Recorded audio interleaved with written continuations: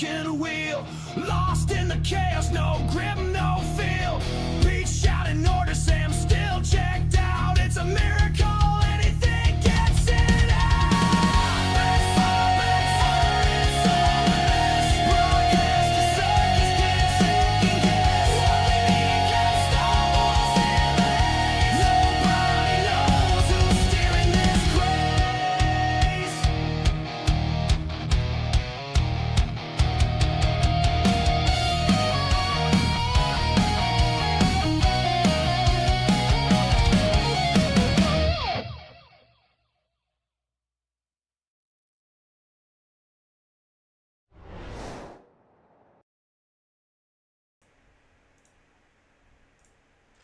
Good evening, race fans, and welcome to BSTV. Everything appears to be working. It wasn't a bit earlier, but welcome to the TCR Challenge Cup Season 21.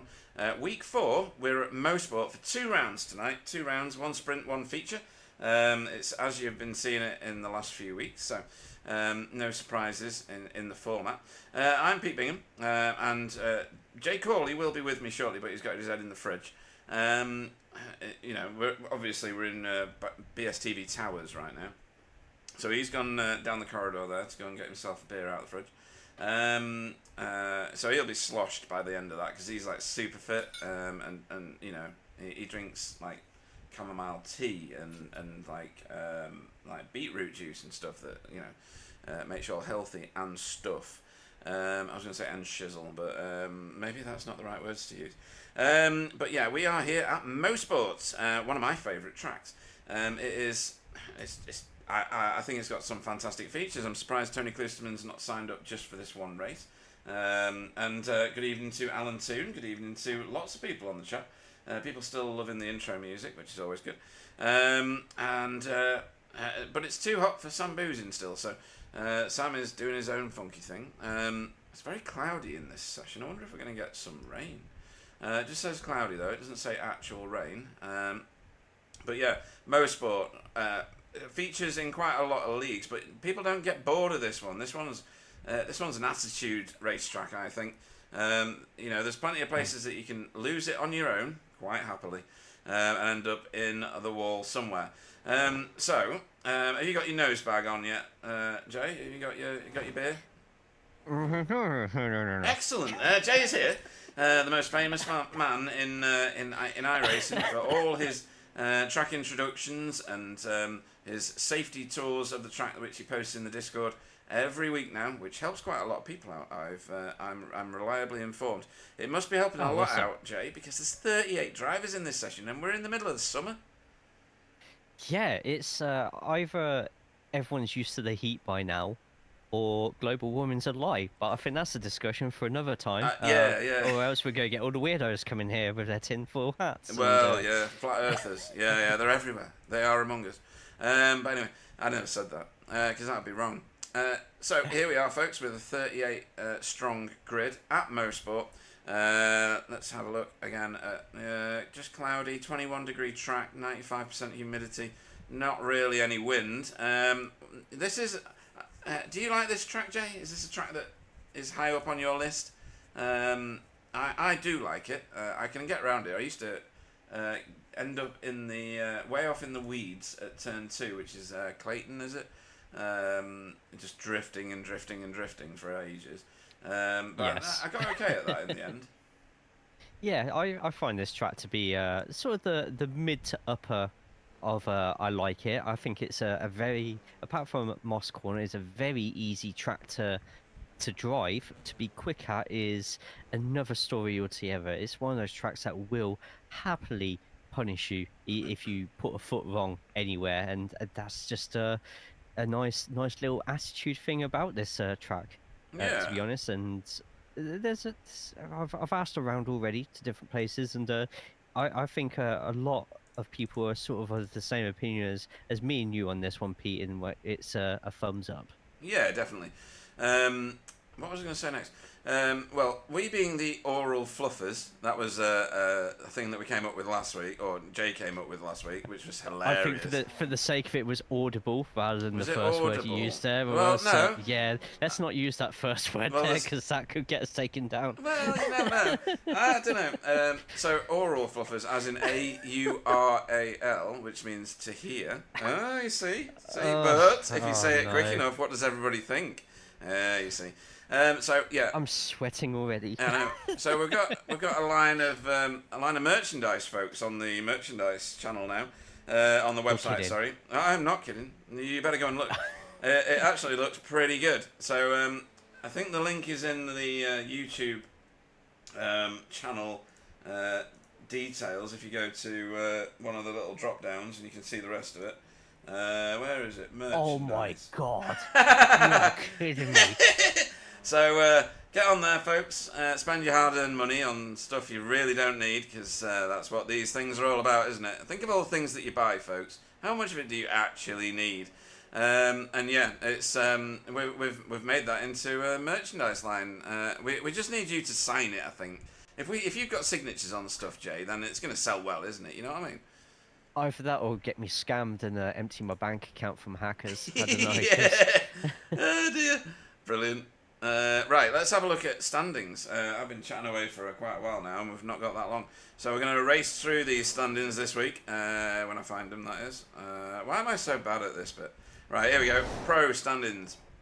Greg Daffel is your top man at the moment. We're still on the column on the left, folks. Don't let your eyes drift to the right too much. For RD Simsport, he's on 605. He's 100 and lots. Ahead of Morgan Butler for WSR Esports. Michael Hall is only 3 points behind Morgan. And then Andy Shield, he's got 67 points to go back to Andy. And then Rene Earhart, he's quick here, very quick actually, by the practice times. For Cutting Corny TCR team in 5th place in the standings. Wobbly dropping down to 8th at the moment, who is your current reigning champion, folks. He's not able to do every race, this being one of them. And Morgan, I don't think, is available tonight either. There's a few that drop out, and this is the summer season, Jay. So in a fortnight's time, when all the kids are on holiday, the field will naturally reduce. Yeah, it's been a little bit warm, like you say. It's that sort of time of year when we're going to get a lot of people just taking a little break, a well-deserved break at that. But those of us who are hardcore or have nothing else better to do will be here gaining points and winning championships. Yeah, Pete No Life Bingham will probably be here for the lot, but that's just me. Right, Pro-Am standings. We've got PVG on the top of the pile on this one, but by nothing at all, Jay. Look at that. 14 points is his luxury at the moment. And if you did let your eyes just, bog-eye to the right slightly, then Jaden Scotton is actually the leader of this series. And who does he race for, Jay? He has a very very handsome billionaire team owner who happily pays for all the broken parts of his car that he keeps on the crewmates and Yeah. time. So, this one's going to go right to the end of the season, because Chris Shaw, returning to us this season in the session tonight, doing a great job, and he's only 1 point behind Jaden. And then Jamie Wilson there in 4th place, having a strong season so far with Carl Hardy, riding the pies in 5th. A couple of little movers and shakers. Done a deal with Deck Crowther this evening. He's moved into this series out of AM on the basis that next week he can return to the Audi. I thought that was a fair exchange. And somewhere in these Pro-Am standings should be Marius Hibma, if I've done the little move correctly, but he might not be on screen. Yes, 16th place. Oh, 16th, on right, the just points at the off moment, the yep. screen, yeah, just behind the cookies thing.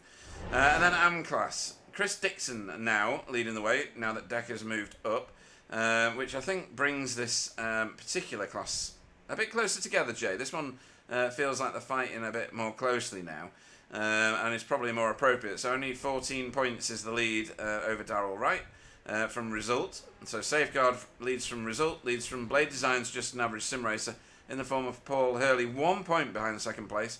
And then 2 points behind him, David Ayres, So that top 4, at least, Jay, that is worth keeping a watchful eye on, isn't it?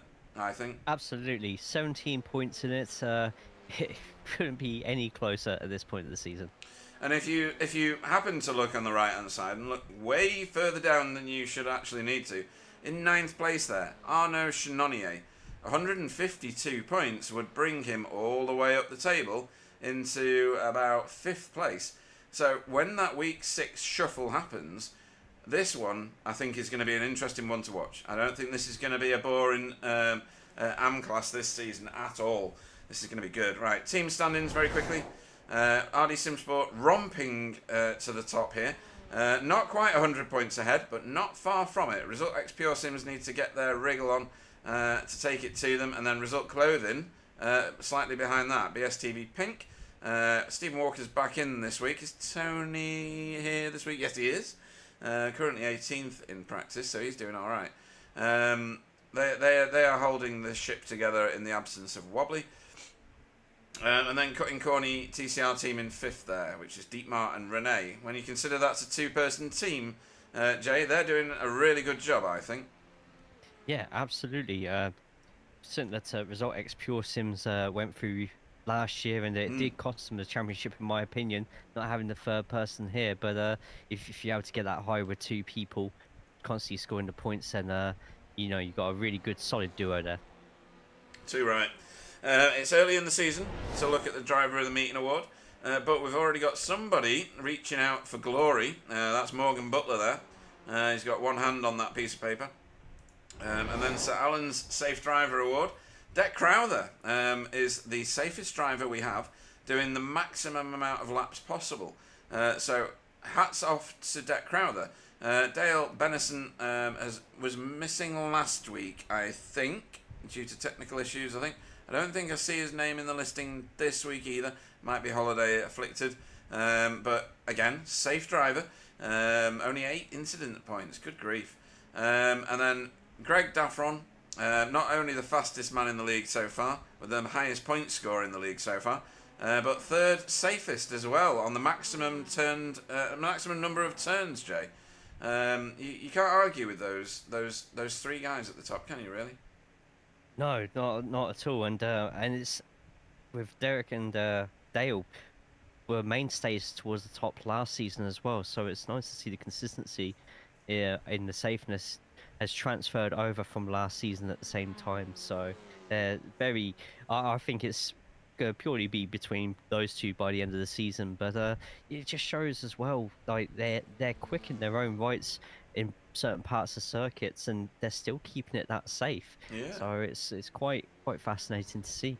It is, and hopefully Jack Andrews, who's in 7th there, rejoins us. Ethan Turner's in tonight in 6th there, so it's good that we've got such a healthy number of safe drivers still here in BSTV. We love it. Jaden Scott and there, who we're talking about on screen at the moment in the pits. This is a heat race night, folks, so when it gets to 1 minute 15 in the top left corner of your screen, that's it. We're done. We're moving into qualifying straight away. So at the moment, Greg Daffron, Pete Newman and Stephen Walker populating the top 3 spots. Familiar names in those places. Some drivers still out on track. Here's one of your other drivers, or it was. There goes the session. Now you see him, now you don't. Yeah, I know. Vanishing cars, folks. Vanishing cars. Let's move on to qualifying standings. I'll bring you up a track map. We'll watch these guys come streaming out of the pits, if I can get a camera on them. This is usually... Try and get a decent camera, Pete. Come on. Let's go blimp. Ooh, that's terrible. That's a nice paint. Yes. Oh, sorry. Yeah, Liam O'Sullivan has returned to our stable, folks. Here he is. He signed up again yesterday, I think it was. So welcome back to Liam for Rita Engineering Esports. It's a lovely paint job, that, isn't it? Really nice. Absolutely, yeah. It's there's quite a few cars. In fact, there's another one on that screen that uses very similar colours there as well, and it just goes together so well, no matter what combination you put it in. Yeah, it's really good. I like that. There's Casper. Casper's back with us. He's in the council colours. No, he arrives for sim racing school. Surprised nobody else has tried to snap him up. because he is mega fast. There's another one of yours, Chesney Vandenbroek. We got lots out. Was Renee one of the first cars out? Look at that, Greg Daffron. Out in resplendent style, Jay, as he goes into the S's for the first time. We'll join Greg on his second running lap, shall we? And you can take the Sure, yeah. the viewers around the lap, because this one's I think it's got some really good features. It's not got a carousel in inverted commas. It does have a series of S's, which the Americans and the North Americans like. It's got Moss Corner, which I don't think there's another corner very much like that on the planet. We're heading towards it now, Jay. No, we're not. We're heading towards Quebec. Is this Quebec? I can't remember what this one's called. Yes, it's Quebec, yeah. So once we get round here and we straighten up and we head towards turn three, and then into Moss, which is that one that's on. It feels like it's on a cliff, doesn't it? You know, you don't even need to brake in some cars. It just sheds the speed just going up the hill. Yeah, it's a very weird line through there as well. There's you're going to get a lot of people battling side by side, and if you end up doing that, you're going to be losing so much time. It's less about the entry into the corner. Your aim is pretty much just get the best exit as possible out of there. Yeah, and exit is key. You can a bit over-rotate in rear-wheel drive cars really, really easily. Where is Greg at the minute? Oh, we're heading into... Yeah, right, I better go on board. Yep. I better go on board. So, cockpit time. Over to you, Jay. Thank you very much, and the flowing elevation of Canadian Tire will keep you coming back for more racing. Let's start with a fast turn 1, where a patch of grass on the side will be the moment you lift off and turn in. With very light braking and feathering the throttle, follow the camber and use the curb on exit. There's a house on the hill disappearing from view on the windscreen. That's your moment to lift lightly and hit both apexes into the corner. Don't overdo it, because many will be running over the grass. Quebec Corner's breaking point is just past the backwards advertising board. Open up the corner, tuck in and use all the exits, keeping the wheel as straight as you can with minimal turn to maintain speed. Turn 4, you're only going to be using it to set up for Moss Corner. If you take it without lifting, you run the risk of losing control. You want to go out wide to the left curb once you enter Moss to open up the second half of this difficult corner. With it open up, you can carry more speed through and use a little bit of the runoff to launch yourself into the all-important Mario Andretti straightaway. On the straightaway, you want to keep to the right all the way up the hill to cut and minimize the amount of track that you drive on. Kind of similar to what you do on parts of Suzuka and Spa, at least until you approach the S's, which is one of my personal favorite parts of the track. The second to last post is going to be your braking point here. It'll be a light one, as you want to glide the car into a later apex. A late apex will get you onto the right of the track to open up the left-hander. Get to the left quickly on the exit to open up the final corner, which is a nice smooth brake and slow application of the throttle, and it will ensure that you don't go off too wide. And a nice short lap here, but you've just taken a lovely little stroll down Bowmanville. Enjoy. That, my good man, was perfectly done. Thank you. Yeah, that was excellent. I should do this for a living. You should, yeah, absolutely. If only we could do what we love for a living, that would be amazing, wouldn't it? Absolutely. I'd be dead in seconds. But yeah, it'd be great. Right, so no surprises. Greg, fastest boy on track at the moment, 0.17 of a second faster than multiple previous champion Stephen Walker. It's hard to be faster than this boy. He's so lucky. Even rabbit's feet run away from him, Jay. Wow. Crazy, isn't it? Yeah, that's a video I'd like to see. Yeah. Actually, no, that sounds disgusting. Let's not do that. Yeah, it's like a horror show. Brilliant. Right, you're a Larkinen. Got a good time in. My word, that is good. 125.7. I think the top is going to be very congested very quickly. Casper, very nice lap. Very nice lap. Quickest second sector as well for Casper as well. Oh, yeah. Greg got the fastest first and third sector. Casper was up there with the quickest second sector. We're going up the hill now. We're probably going to see an improvement on some of these times. But so far, yeah, it's looking really nice. And Daniel Lewis, by the way, up in 5th place. Whoa. And I think that's purely a nice amount of draft there in an Audi, similar to what we saw Which circuit was it that we saw the Oh, Audi really terrify people yeah, hang with on a its minute. slipstream? Um, Uh, Probably Watkins Glen, wasn't yeah, it? Watkins. Yeah, yeah, yeah. Yeah, Watkins, how powerful the Audi could have been at slipstream, and down that Mario Andretti straightaway, the Audi is going to be a difficult customer to defend against and potentially get a pass in as well. And you're going to see a lot of people doing what Callum Brandt did just there, and Yeah. going to do some free lawn cutting, which the groundsmen at Bowmanville are very appreciative of. Yeah, they don't pay you for it though. Not this track. Okay, Andy Shield currently got work to do. He is mega quick, but he's got work to do at the moment. A little birdie told me that Logan, who is here, is doing a pretty much a last to first feature race challenge. So that's why he's turning up. He likes racing in this league because of the respectful racers that he's with. He knows that they're gonna, well, basically make room for him on the track as a faster driver. That speaks volumes to me. I don't know what you think of that. When someone as talented as Logan is willing to come and race here, knowing that the slower drivers, the ones that are developing their craft, are so safe that he's happy driving in and amongst them. It's good, isn't it? Yeah, absolutely.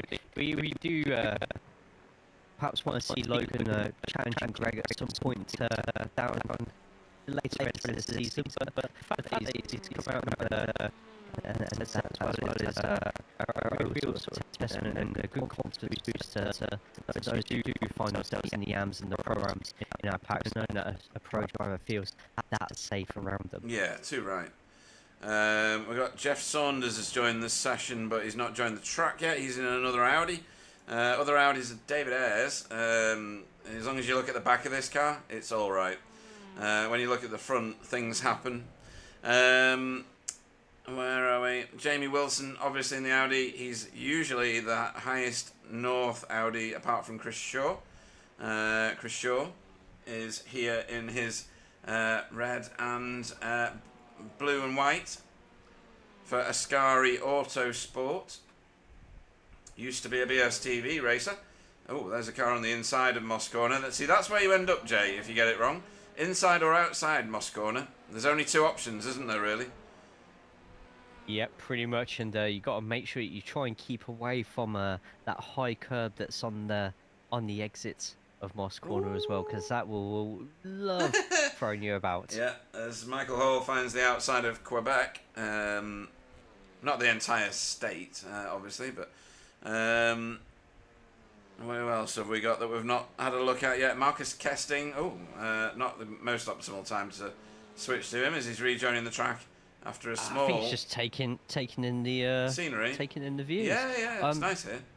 Going back to Michael Hall, actually, Yeah, I don't know if you've seen it in the BSTV Discord, but I think it's Daniel Lewis has been keeping track of what everyone's officials' points are in the iRacing officials, and Michael Hall is actually leading the way from everybody, and that includes a list that has myself in it, that has Logan McKinsey in it as well. It just seems Michael Hall's taking advantage of those officials to get his racecraft in, get the track practice in, and it seems to be doing well in the officials at least, and he's had a couple of really good results this season, jumping up into pro as well. So another reason for you lot who are watching now who aren't perhaps already in this league but do want to get faster as a TCR driver, the proof is in the pudding, as they say, and the amount of drivers who are here who are getting better in the officials, well, it's night and day, the improvements that are getting made. Yeah, too right.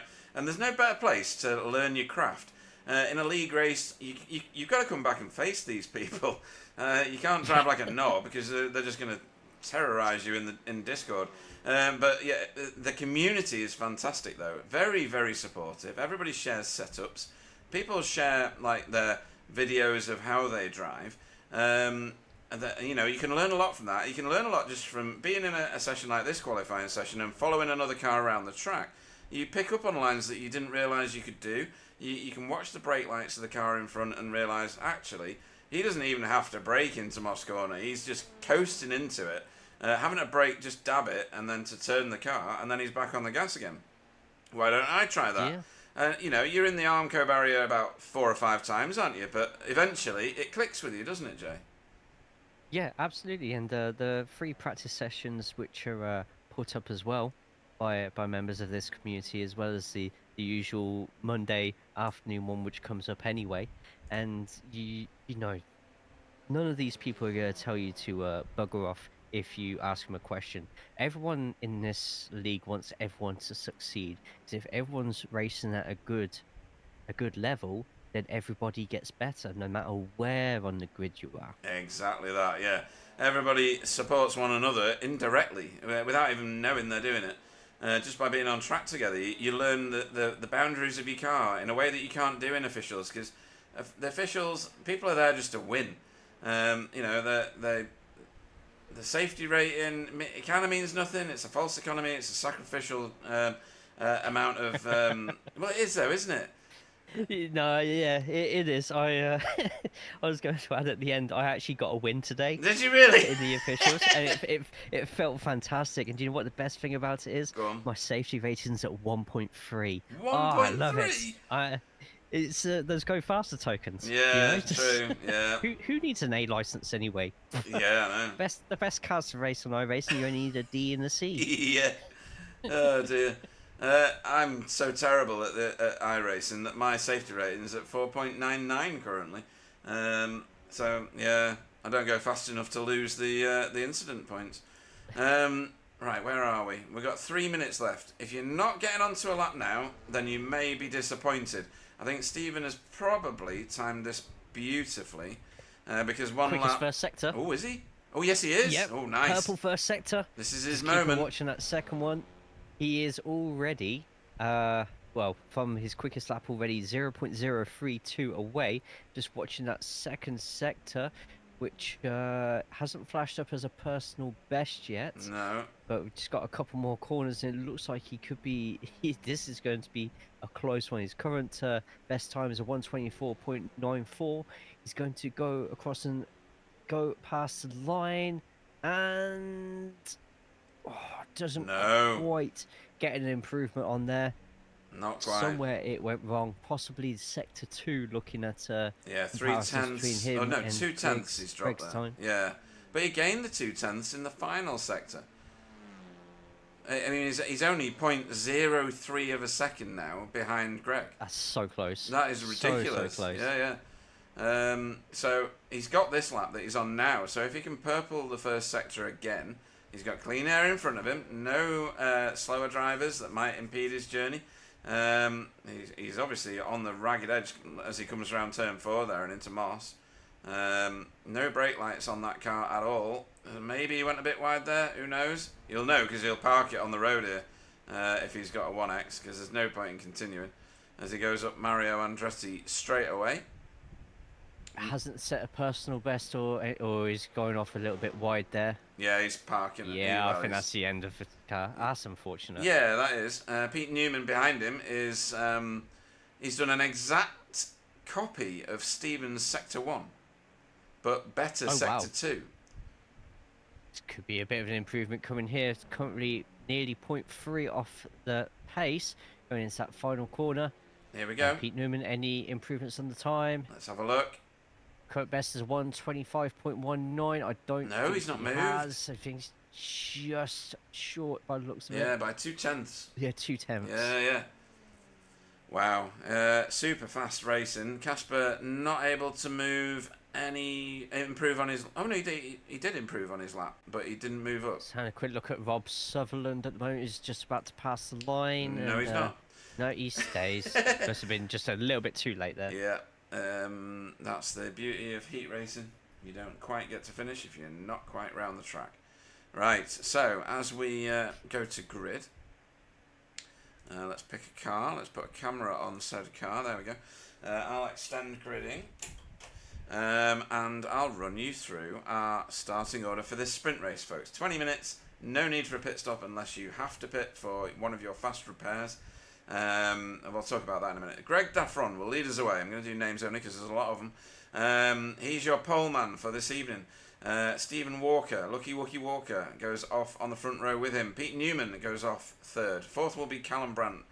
Jamie Jeffrey in the Unicorn Powered Elantra will go off fifth. Andy Shield will go off sixth. Dietmar Hoos, well done to you. That is the the top Pro-Am car out there, starting in 7th. 8th will be Chris Needham, Nice. a previous champion of this series. Kasper Smirnov will go off 9th. 10th will be Daniel Lewis. 11th will be Jaden Scott, and 12th will be Demis Tigchalar. 13th will be Michael Hall. Jamie Wilson will go off 14th. 15th will be Renee Earhart. Chris Shaw will go off 16th. 17th will be Carl Hardy. Yura Larkinen off 18th. Marius Hibmer off 19th. 20th will be Tony Walker, otherwise known as T. Liam O'Sullivan will go off 21st. 22nd will be Pete Van Gool, PVG. Ethan Turner will go off 23rd. Stop flashing your lights. Stop. Oh, never mind. 24th will be Rob Sutherland. 25th will be Ronald de Jong, or RDJ. 26th will be Roger Morton. Deck Crowther will go off 27th. 28th will be David Ayres. Darrell Wright will go off 29th. 30th will be Chris Dixon. 31st will be Chesney Vandenbroecker. 31st will be, 32nd will be Paul Hurley. Marcus Kesting will go off 33rd. 34th will be Andy Littler. Fiona will go off 35th. Ronan Keane will go off 36th. 37th will be Logan, and Jeff Saunders will go off last in 38th. I think that's he's chosen that as his start position, because I don't think he put in a quali lap. Neither did Logan. So let's see if there's a better camera very quickly for the start of this sprint race. Ooh, That's nice. a good one, isn't it? That's nice. Let's have a look at the other side of the track. Let's have a look at Greg, see if he gets a good launch. We are go here for this sprint race. 20 minutes, folks. 30% fuel. No need for a pit stop unless you crash or get damage. Great start from Greg there as well. Stevens tucks in slightly behind, and tell you what, the top four are absolutely motoring towards Clayton Corner. A little tiniest of gaps between them and the unicorn-powered Jamie Jeffrey, and this is the first major point where drivers have been warned that it could get a little bit slippy from it. Oh, yeah. Oh, dear. There's someone straight off. And Who was that? Oh, yeah, there's a few. There's been 4 cars, and someone cracked into the back there. That That's is car Ronan. number 3. Is it? No. Marcus, sorry. Marcus. So we got... Oh, Stephen Walker's back here. How is Stephen Walker back here? And Liam. Liam O'Sullivan crabbing round. So we'll definitely go back and have a look at that, folks. Just give us a second, whilst we make sure that there's no other catastrophes. There was no block track, so there's no caution coming. Everybody was off in the weeds at the sides, so all continuing as was. Daniel Lewis here, and Jamie in... oh, there's 3 Audis together. How weird is that? Yeah, I was just about to say, that's... they're going to be drinking off each other's Audi juice. No, that's disgusting, Jay. I don't know. Oh, that's so X-rated. Yeah, we need to make like cups or something like that called Jamie Wilson just Audi juice or something. I don't know. I'm just spitballing ideas here, but we need money. Anyway. Well, what's going on with Ethan? Oh, there's been another. Yeah, Ethan's having to pull out. Oh, that's a terrible place as well. I think he's hit the furniture. Well gone down. Really? There's a Right, I let's saw have a look one at of some the of these. JAS cars. Here's Paul Hurley coming around the last corner. Has he collected him? Yes. Oh no! Concertina effect there. He had nowhere to go, Yeah. did he? Really? And No, I think so he was definitely slowing down for that as well, and yeah, it was just one of those because it's such a quick quick turn that you sort of concentrate on 3-4 things at once, and yeah, Ethan's he's gone. slightly climbing the corner there. Nothing wrong with that. He was trying a line and trying a tactic, and it would have worked. You know, in a different race on a different day. It's just one of those things. So that's 2 of them. We're going to have a look at what happened right at the beginning in a moment. You can see... No, you can't see. We got in the pits at the moment Ethan Turner, Rob Sutherland, Roger Morton, Paul Hurley. They are all in the pits. Everybody else has carried on. Stephen Walker and Liam are way back here in 31st and 32nd, Jay, with work to do. A lot of work for Stephen here. Quite a bit of damage on the back of the car there. Might affect very slightly the aero down the back straight, but we know driver Stephen's ability. If there's anyone who's going to make a mistake in front of him, he's definitely going to be able to convert that into hopefully another place gained and a a respectable climb back up the grid. Look at this, fantastic, too wide, and they're getting close there. Giving each other enough space there. Daniel Lewis is going to try and take the inside here of Nice. Chris Shaw, and that's Chris Shaw was a 3.8k Oh, driver. somebody's way and off. Michael Hall was like in the weeds. Sorry. Yeah, just no worries. And yep, Daniel Lewis just was somebody who, well, last season's AM champion, taken to the Audi quick, taken to getting his racecraft up, using this league and the officials quickly, and he's just gone and performed an absolutely fantastic move on a 3.8k Chris Shaw. We're on board with Jaden Scott at the moment of the highly prestigious JC Academy, going three wide with Jamie Wilson and Michael Hall, and who has the biggest stones here? And I don't mean kidney. And Jaden's going to keep that inside line, a little tiny tap of the curb, and look at that, fantastic driving from all, space being given, and I tell you what, Pete, I don't know how all these lot keeping this. That is fantastic. Look at that behind Daniel Lewis. Just there. Oh wow. Yeah. This is crazy racing, folks. That is brilliant racing by those three. I'm going to have to use that as... Oh, and another dive onto the inside of Chris Shaw there. This time at Diemar. Who's going to be, and somebody wide. The outside line. Demis. No, not Demis. Jura. Yeah, that's one of the BSTV cars. That's Tony Walker going a little bit wide there, but we'll have a quicker exit by taking the inside. And just look at this absolutely fantastic racing here. This is brilliant. It is, it is. How does the Billy Smart circus music go? I don't know, I'm only 35. I was going to say something then, but it involved swearing at you. So, good evening to Nicola Jeffrey. Where is Jamie? He's in 4th. What the hell is wrong with that car? High up there at the moment. Yeah, look at this. That means, oh yes, when Stephen Walker went off, he would have gained the position there. So, Jamie just keeping out of the early trouble. We haven't seen a replay of Stephen Walker's incident yet, have we? I'm going to go and find that. Give me a minute. I don't even know where it started. I'm going to have to find... That would have been right at the beginning of lap 1. All right, let's have a look at this. Might not be right. It's hard to tell. Oh, no, here we go. So, right. So we're going into Quebec, are we? Oh, and a tag. So that's what happened to Stephen, but that was unrelated to the other stuff. We're going to see a load of other cars come skittling through in a minute. He's facing the wrong way, which is a pain in the butt. Alright, let's see if we can find out what happened to Liam then, because that was a completely separate event. Here's Liam. Takes the inside in turn 2. Oh, and then unsighted, he was hit from the side by... Who would that have been? Someone in an RD car. Was that Rob? Yeah, Rob. And then it just caused a little bit of a concertina there. Rob doing really well to very disciplined in how we enter in the track to not cause any more issues there. But in its lap 1, you're hitting Clayton Corner. You've got the cold tyres. It could really end in... Oh, and a great overtake just there by Jaden, Daniel Lewis... Oh, sorry. That was Marius. It wasn't Jaden, it was Marius, sorry. Yeah. Marius, Derek, and PVG. So I'm just wondering if you just went a little bit wide there, which is very easy to do. Nearly 3 wide. Yeah, these two going 2 wide will absolutely help Tony Walker and Marius in front, though. We'll be losing a couple of attempts if they keep it, but it looks like PVG he's got the best of that move done before then.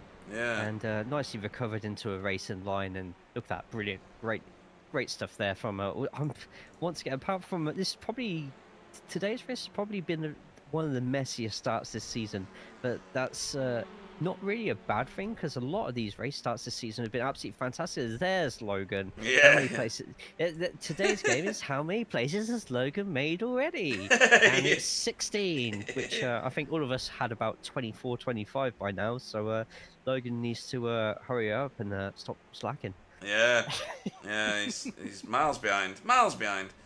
The cutting corny train is here, so Dietmar and Renee are together on track. Doing a fantastic job so far of avoiding everything else. That's the best way you can go. Dietmar down 6 places, but Renee is up 1. We've got Logan making his way through on Deck Crowther there. And then, Yeah, and Team Cut and Corny both within the top 15. So if yeah, they can both keep the positions they're at the moment and keep nice and safe, then Team Cut and Corny is going to have an absolutely fantastic start of a second race. And dare I say, without the commentator's curse, it could be a really good set of points scoring for race 2 for Dietmar yeah, if look at him and Ronald. Rene work together well. Nice line through there for RDJ. Right, so your race leader, folks, is Greg Daffron.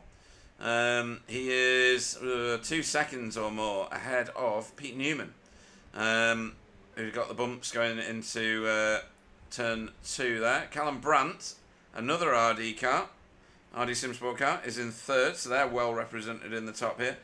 And then big cheer for all the Unicorn Power fans. Jamie Jeffrey is in 4th with Andy Shield right on him at the moment. That's what 0.4 of a second looks like, or just less than. Then Casper Smirnoff and Chris Needham, both in shot just there, coming around Moss. Michael Great Hall. race from Chris so far. Yeah, really good, really good. Michael Hall, not Chris Hall. Who's Chris Hall? Michael Hall in 8th, up 5 places. Leads Jaden and then Jamie, and then that is your top 10. Who's in 15th at the minute? The Pie Man is How in. Hardy. Yeah, he's in the reverse grid position, but not for long if Demis Titular can do something about him. This could potentially be one of the most ferocious battles because, of course, those who are new here won't know this until I'm about to tell you now. But 15th place does grant you first place in the second race with our 15 reverse grid. This doesn't apply to the endurance events, that's just one race on the night. But for regular evenings like this, that 15th place, if you're in the Pro-Ams or the Ams or on the lower side of the Pros, 15th is a golden position to be finishing in the first race. It definitely is. It can absolutely make you. We've had a few AM drivers end up on pole for feature races. It's a wonderful feature of this league, actually, that we can afford to do that because the drivers are so safe. That's what it is. As this gaggle come piling round this corner, they've been together most of the race. Logan's made his way through this entire train and is away to the races, up 19 positions. Logan, the organiser of Alpha Touring Championship in the American time slot. They race on a Tuesday evening and they broadcast on a Saturday, retrospectively. It's a great league. I watched a lot of their races. 60 car grids regularly in that time slot. A few of these races racing that as well. So yeah, there's a lot to be proud of for Logan and that Alpha Touring Championship, Jamie. It's a strong one, isn't it?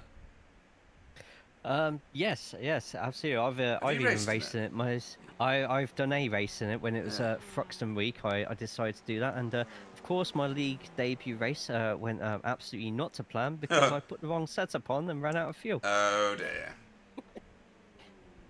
It was beautiful. Second race went a little bit better though. Okay.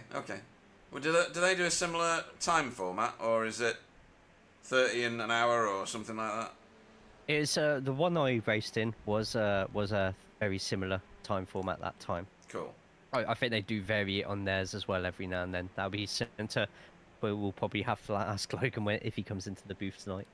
Yeah, if he ends up on a podium, he will do. He's a nice guy though. Always good to interview. Absolutely, 100%. We're watching Marius leading away from these two going side by side, going into Moss corner. This is a absolutely crazy corner to be going too wide into. Yeah. This is actually going to work best for Derek Crowther behind him, and maybe David Ayres as well. We're seeing the effect straight away from Derek. I think David's going to end up trying to get involved in this as well. This might end in tears. I wonder if Derek's going to get a cheeky push. Of course he is. Look at that. Nice little bit of a bump draft just there, just to persuade him to go side by side with Ural Arkinen just there. And Derek, even though probably had a little bit of a run going into that corner, has decided to keep it safe instead, which we've already seen top of the Safe Driver awards there. And as long as they keep with the group, I think David and Derek could be quite content with that for now. they'll just wait for others to make a mistake without sacrificing too much of their own cars in it. Yeah, absolutely. I've had to switch to this because the Audi clan are mobbing your boy Jaden at the minute. It's like watching a rabbit getting chased by a group of slightly angry wasps. Yeah. And look at that, the two cutting corny cars, they're on this group now, properly on them. Yeah, no pressure to Jaden at all, but don't look in your mirrors. Yeah. You do not look into your mirrors, because you might be in for a big surprise. But with Yeah. Audis chasing you with that slipstream as well, it's, well, not just one Audi, 3 Audis chasing you using each other's slipstream and your slipstream. It's Jaden's doing well to keep in front of him, but one has to think that if one of the Audis makes a move, how is it going to go? Yeah, and Chris Shaw was the third of these Audis a couple of laps ago. He's now the first of these Audis. I think... Oh, where's Jamie going? Oh. Jamie saw a bit of deep grass. I think he wanted it trimmed. Yep, and slots right back into the pack though, and Yeah, nice join actually. Nice yeah. rejoin, yeah. Goes out behind Kyle Hardy, and that's going to shuffle that top 15 around. So in fact, Jamie is now 15th, so he's gone from battling for 9th place to potentially not even being a part of the reverse grid, which for him I would say would be, for his personal standards, a disaster. Yeah, yeah. I mean, at the minute he's top boy for the second race, isn't it? Was that tactical grass cutting? I don't think so. That's spreading rumours now. Yeah, but he might get a good run here on Carl Hardy. I mean, there's a lot of weight in that Honda. So Jesus. What? I'm just saying. Evening to Not fly. as if he's got like, as if he's got several packets of ginsters in there. Well, yeah, Frey Bentos. Those tins weigh a lot. Fleisch and Jen Schiller on the chat shouting for CCT. Fleisch has got one of those little crowns as top fan. Yeah, if anybody's in the YouTube chat right now, just chatting in the chat does add to those little crowns that you see at the end of your name. They're basically a sort of like an unofficial ranking system to top fans in chats. You can also get those with super chats and other monetary ways as well, but YouTube have set it up as well so that even if you just chat, even if you just say hi in the chat, it can add to your XP level within there. It doesn't work. In fact, I'm number 3 for that. So yeah, hi, and no, number 2. Sorry. Oh no, I've taken number 2. Anyway, Oh dear, we are children. Stop playing in the chat. Yeah, we're children. What's happening in the race? What race? Oh crap! Yeah, there's a race. Right. It's 17 minutes in. We'll just approach it. We've got Greg Daffront in first place, leading at Pete Newman by 3.3 seconds. Callum Brandt in the other RD Simsport car is occupying that final podium position. Then the rest of the pros up to Chris Needham, who's leading the Pro-Ams. Jamie Jeffrey, Andy Shu and Kasper Schmermo. Like I said, Chris Needham currently leading the Pro-Ams, 7th overall, being followed by Michael Hall. Yeah. And then start of one of the longer trains on the circuit. We have Jaden, and after Jaden and Chris got away from everybody else, they suddenly have the whole train behind them. Wow, it's literally like an anaconda coming out of that final corner. I don't know whether Dietmar had a slowdown, but yeah, he was well out of shape for a minute there. Oh, is that... Who is that in there? Is that Chris Dixon? Got Chris Dixon, yeah. After an earlier incident during the race, and that's going to shuffle quite a few people. Obviously, Chris can't help it. He doesn't have to really let them go as per the rules. Just make it a little bit easier for him. And but unfortunately, with Clayton Corner, the elevation and the blind entry, you ideally don't want to be taking that outside line in there because you haven't been practicing for that outside line. You've been practicing and qualifying to get the fastest you can through there. It's just going to throw a couple of people off, but it looks like everyone's got through without too much incident. Yeah, Fiona has got hungry tonight. She said in the first race she's had 2 meatballs. That's no diet for anybody, is it? Jealous. Really? Yeah. I'm now hungry. Actually, I am now. What the hell? That backfired on me massively. We are going to have Oh. 2 more laps. So 1 lap left after this one. With how Greg's gone past the line, we've probably got room for 1 more in there. Logan got elbowed out. That was. And the thing about this at the moment, this is for 15th place. Like if Logan makes a mistake here, he doesn't start high up on the second half of the race. So No. since I say that, yeah, he's currently in 16th now with Carl Hardy in front. He gets really close to the back of Carl, almost pushing him. He's going to go in for the wider line here. This will force Carl to have less of a runoff out wide, and Logan will just use that outside line with a straighter wheel just to glide past. Carl's not going to fight it into that corner. Probably a very good idea. This does unfortunately put Carl in 16th, so not ideal for Carl and everybody behind him at the moment. As Tony Walker gets a move done behind Carl, him and Dennis Tigler just swapping positions at the Mario Andretti Speedway. We're going to have 10 seconds left on the clock.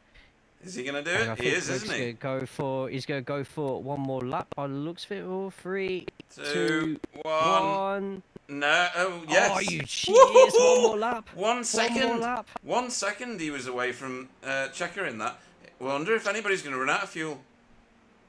Yeah, there's always that possibility, and I can't believe it was literally by, you said 1 second. 1 second. 1 second away from, if Greg wanted, Greg literally controls how long we're commentating for tonight. Yeah. That's ridiculous. I don't get paid by the hour either, so.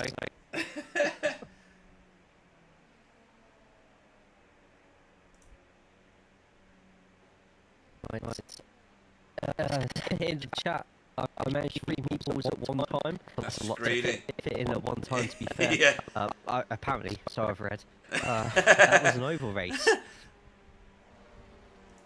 Yeah, the ovals do get a lot of yeah, it's easily done people, that. especially. Yeah, if you ever get a chance, have you ever done an NIS race, the NASCAR racing series, the long full-length races? Yeah. Oh, they're fantastic, but the amount of the driving standards and how brittle your car is just absolutely incredible.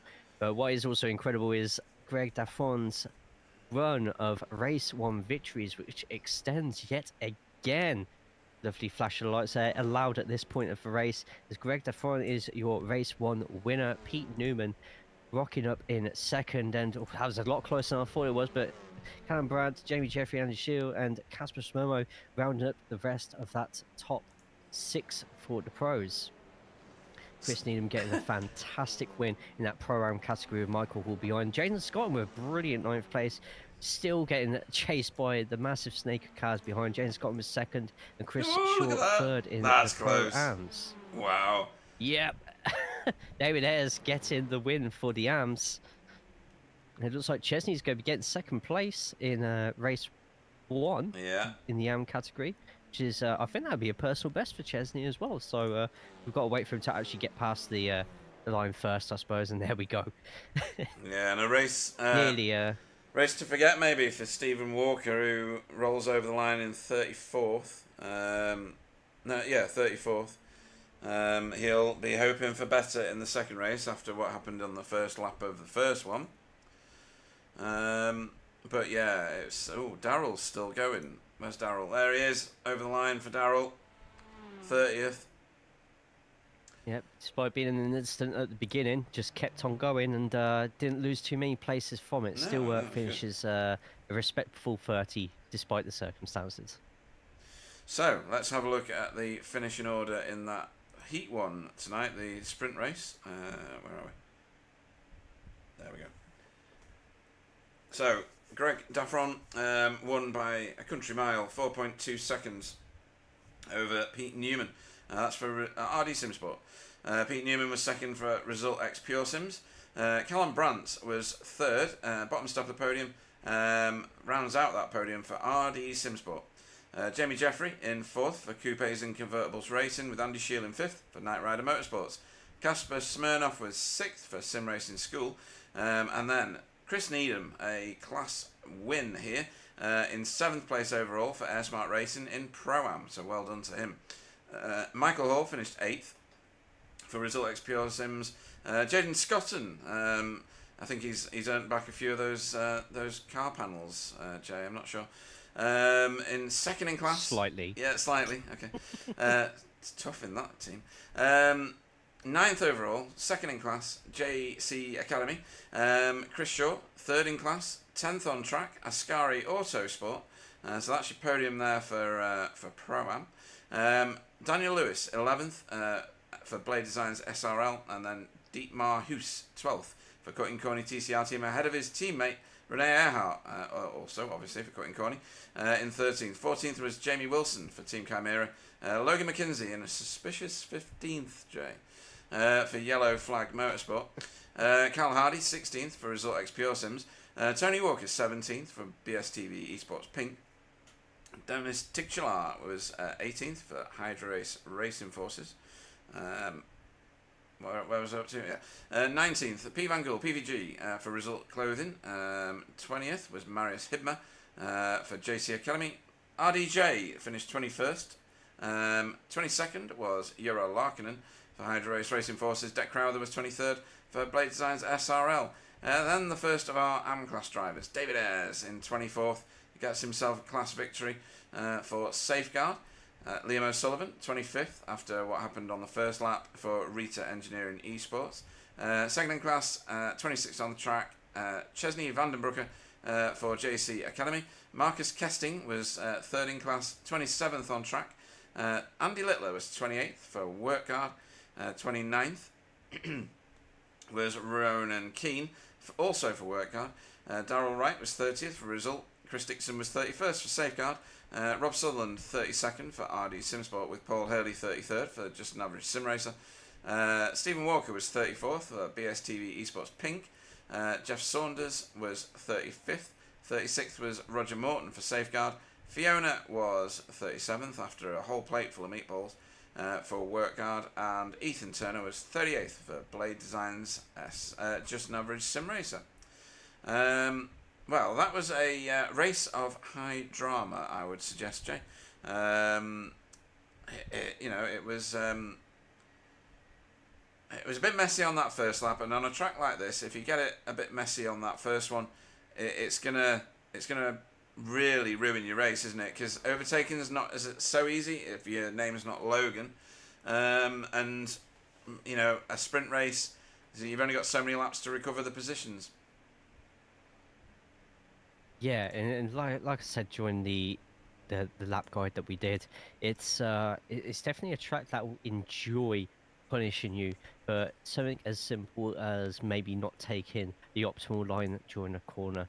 There's so many elevation changes, there's so many blind crests that you have to drive through at times as well, and that's before we even get into the monstrosity that is Moss Corner. So it's bound to, on lap one, where tyres are a little bit colder and the grid's a little bit more congested, that mistakes are going to happen. Despite that, it could have been a lot worse for a lot of these drivers, but those who got through, well, that's a lot of freebies that they've been given there. Yeah, absolutely right. Quite a few people doing practice starts in the pits, and also doing practice pit stops. A big feature of the feature race, that's why it's called a feature race. They are on the same fuel as they were in the first race, which means they're going to have to stop unless they're really, really good at fuel saving, like really good. So pit stop here it can be a bit dangerous, can't it? Because it's in that last corner. Everybody else is possibly even overtaking you or another car. You're wanting to get off the track on the right hand side. They're wanting to dive down the inside of you into the last turn. I've seen big crashes there, Jay, involving pit stop entries. Yes, and as I have instructed team members, if they are going to think about going to the pits, they need to do everything they can to start the S's on the right-hand side, because it's going to make their lives getting into that tight pit stop so much easier. Yep, absolutely. Right, we'll focus on our DJ and hope that nobody is flashing their lights. I'll run you through the start grid for this feature race after extending gridding. So Logan will lead us away. He's your pole man after coming 15th in the first race. Jamie Wilson goes off on the front. Oh, David Ayres is in shot. Jamie Wilson goes off on the front row next to him. Renee Earhart, oh no, they're all at it. Goes off in third. Fourth will be Dietmar. Daniel Lewis will go off fifth. Chris Shaw will be sixth. Jaden Scotland seventh. Eighth will be Michael Hall. I thought better of you, Greg. I really did. Ninth will be Chris Needham. Casper Smirnoff. 10th. 11th will be Andy Shield. 12th will be Jamie Jeffrey. 13th will be Callum Brandt. 14th will be Pete Newman. Our race one winner Greg Duffron will be 15th. Carl Hardy will be 16th. 17th will be Tony Walker. Demis Chichala will go off 18th. Pete Van Gool, nearly chewed on my own tongue, 19th. 20th will be Marius Hibmer. RDJ, Ronald de Jong, will go off 21st. 22nd will be Jura Larkinen. Deck Crowther off 23rd. 24th will be David Ayres.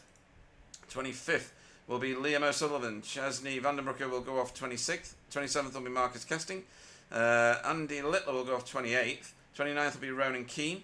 And Darrell Wright will go off 30th. 31st will be Chris Dixon. Rob Sutherland off 32nd. 33rd will be Paul Hurley. 34th will be Stephen Walker. Jeff Saunders will be 35th. Roger Morton will be 36th. 37th will be Fiona Siddons. And Ethan Turner will be 38th this evening. Right then. That's a big grid. That's a monster grid. Right, any predictions? Are we going to see the same again, do you think, in this race? Incidents around that turn 2. It can be quite crowded, can't it? Absolutely. You would think that after the first race got as messy as it did, some people would learn. Sometimes everyone could learn, but the track has other ideas. There's no chances of rain in the second race, but I think we're still going to be seeing the same slip and slide as we're on to 1 second left before the lights go out. Renee needs to focus on the start, not flashing his lights, and we're gone. The feature race at Mosport is a go, and Logan and Jamie seem safe at the front. And we are too wide, Jay, coming round turn 1. Yeah, I think there's been an incident on the first straight before people even get past the line. I think that's Paul Hurley on the line. Yeah. Oh, that'll be interesting to see what's happened there after the first lap or so. It looks like it might have been a bit of squeezing maybe on the launch there, but we'll find out on that one. What a view, though! All these cars just streaming round. Absolutely brilliant. What's that going on there with Chris Shaw? He was too wide with Deck Crowther. Daniel Lewis. Yep, Jaden sort of put onto the grass there in his fight with Michael Hall, but they're both keeping it nice and respectful through there. And then just a massive gaggle of TCR following him up that hill. That's another great view just there. Magnificent. Absolutely magnificent. It looks like for the most part it's been pretty clean. The group has sort of fragmented into different groups as we go on to the S's, and I'm not seeing any incidents come up there. So even though a few are going too wide, a few taking slightly different lines, it's still being kept pretty damn clean. Yeah, that's amazing. Rob Sutherland though has gone into the pits with a meatball flag. Oh.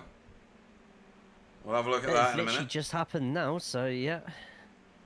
Let's have a quick look at what happened with Paul Hurley right at the start. So he's gone down the inside, got a bit of a touch, and then, yeah, it got a bit... Well, Stephen Walker did well to keep out of that. Right, that's just the kind of racing incident at the start, really, isn't it? It's kind of bunching.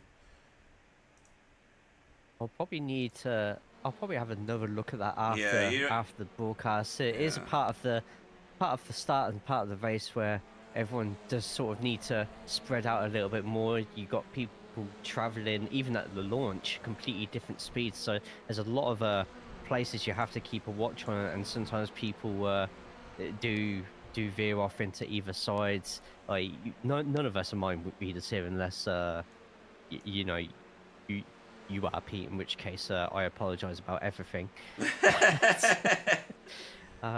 Yeah, it's unfortunately a part of racing at the start. Sometimes it does become a little bit of a lottery and second guessing what other people are going to be doing or where they're going to be going. Yeah, it can be that. It can be exactly that. Logan has not had it his own way so far.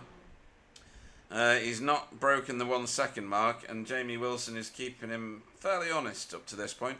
Renee Earhart in third there. Doing a great job for Cutting Corny TCR team, so keep watching, Cutting Corny fans. Who's moving? Jamie Jeffrey is moving. He's up four places already, yeah. Right, let's have a quick look at what happened to Rob Sutherland to meatball his car. On his own at the minute. Is this going to be on his own?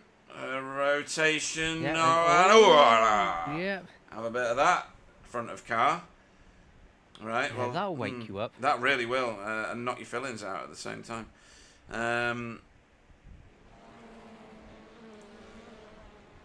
Right. Round Moss Corner we go yet again. Third time. This time on board with Marius, who's let's have a look. Marius up a position at the moment, behind PVG with RDJ, Uralagnan, Deckralver, and the rest behind. Pete Newman down 9 places. Oh, Marius is. I've just seen it. Look. Marius is reset. Oh. Is Marius disconnected because that was too quick?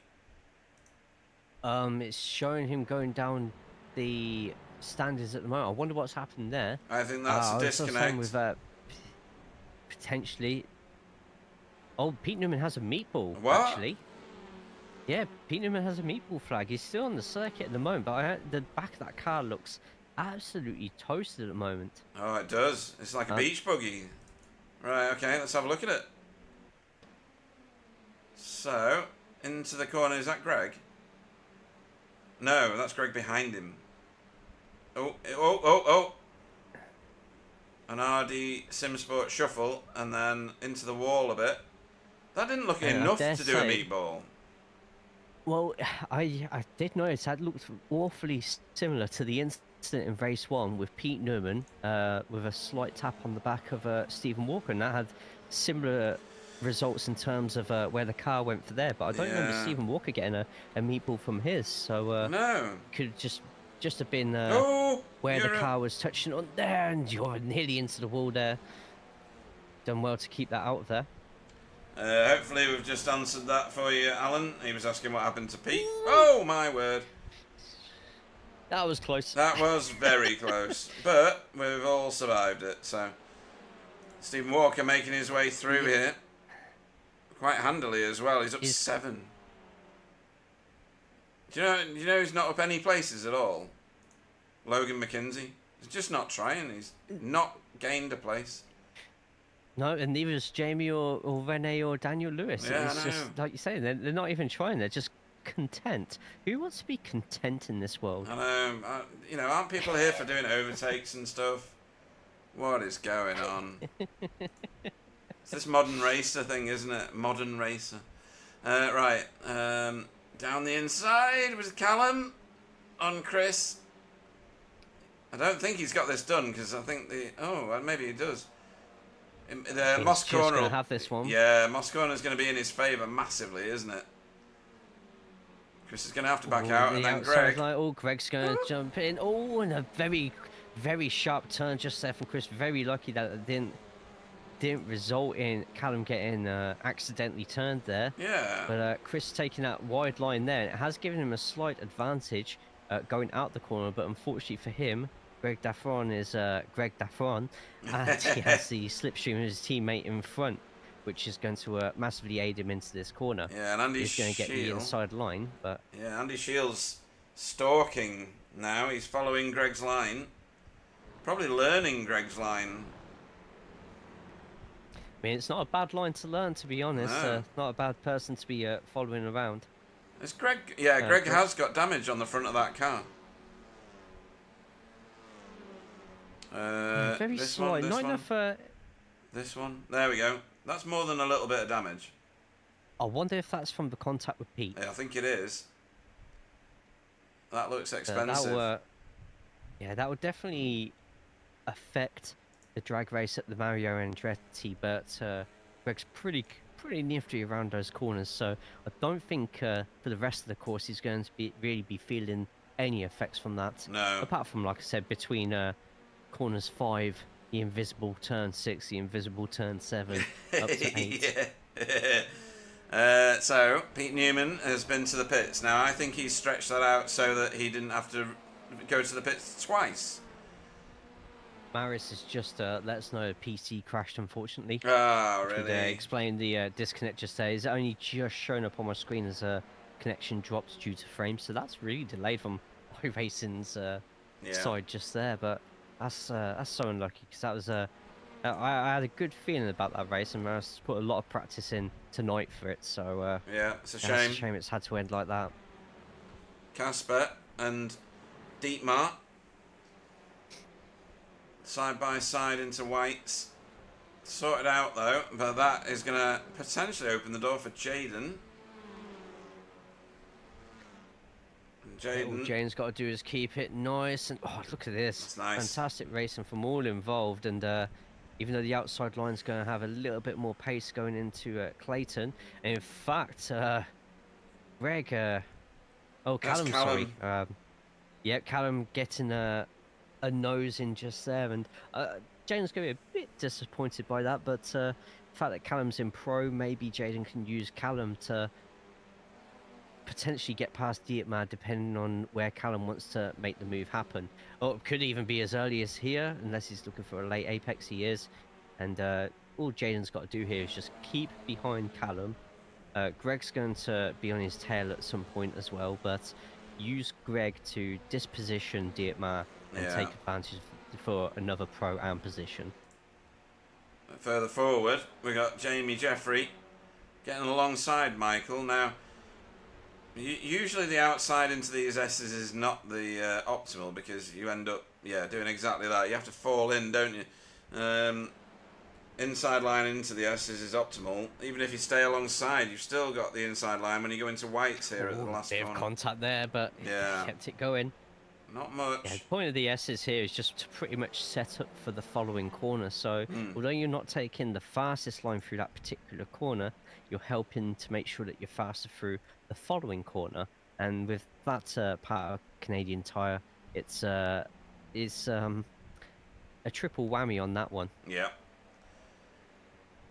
So a quick reminder, he is still in this race. Logan McKinsey is your race leader. Jamie Wilson leads this train of 5 cars. 5? 1, 2, 3, 4, 5, 6 cars, sorry. 6. Yeah. For second place. He's still got his hands on it at the moment. And then further back, we've got another gaggle of cars. These 4 are about to get caught by Chris Needham and Andy Shield. Well, a little hop and skip and jump over that curve just there from Greg Daffron trying to get through. Even the likes of Greg 7K still like making those slight mistakes and hitting certain curbs that the cars aren't particularly optimal for, and this has actually caused Chris Needham to get a run. Yeah, you're hearing this right. Chris Needham getting a run on Greg Daffron. He's not going to make the move here though. That's no slight against Chris. It's just that Greg is that damn good. Yeah, you know? he is. So the thing for Jaden to do dive is here from Jaden. Yeah, do this. Do your own overtake, and it stops Greg overtaking you. Oh. Or does it? Yeah. It does at the minute. Depends here, because we saw Jaden do exactly the same thing here 2 laps ago, and he ended up getting passed by the other Audi Simsport car, and looks like the more things change, the more they stay the same. Yeah. Jaden is getting nice and tight on that exit, and he does, and stops Chris Needham from getting a run on him here. Yeah, you're larking into the pits, folks. For a scheduled stop, we are on lap 9.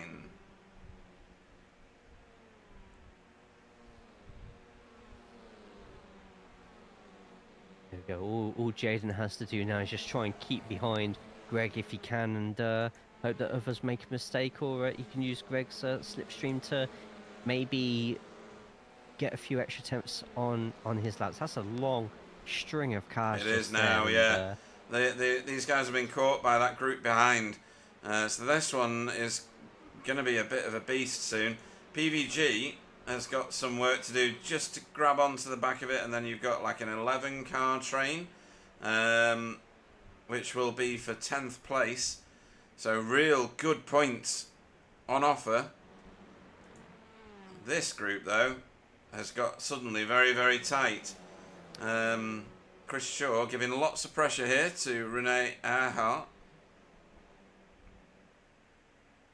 Rene's had a couple of unlucky races so far this season, so a lot of them no fault of his own. So hopefully him and the others around him can keep it clean and respectful, and we could see Cutting Corny TCR having a really good positive point score today, hopefully. Yeah, that would be good. So anyway. Michael Hall has popped out for an overtake here on Daniel Lewis. And Jamie Jeffrey won't need asking twice. He'll be straight through. Yeah, space given. That's the racer in Jamie Jeffrey.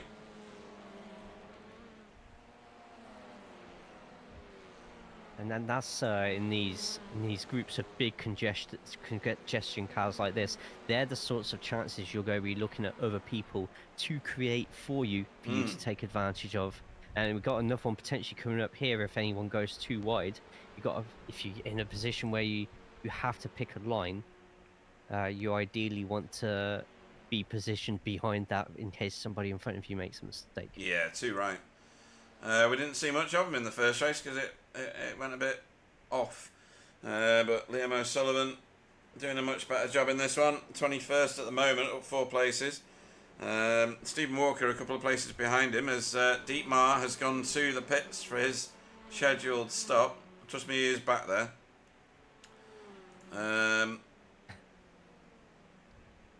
Where was Stephen? Yeah, Stephen up 12 places at the moment. And as he makes his way through, Liam gets really out of shape, leaving turn 1.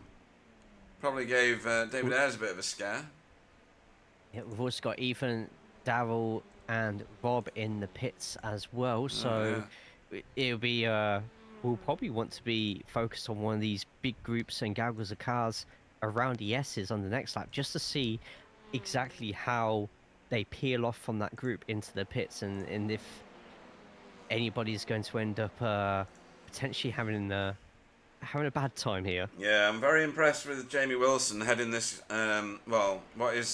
It's kind of fragmented with the overtakes, but it's still quite a group. According to SDK, at least, it goes back as far as Casper. So this is a 7-car train. All it takes is one bad corner, and you could potentially. And it looks like nobody from that group is going into the pits, which surprises me. Yeah, me too. Because if you're in a battle like this, you kind of want to.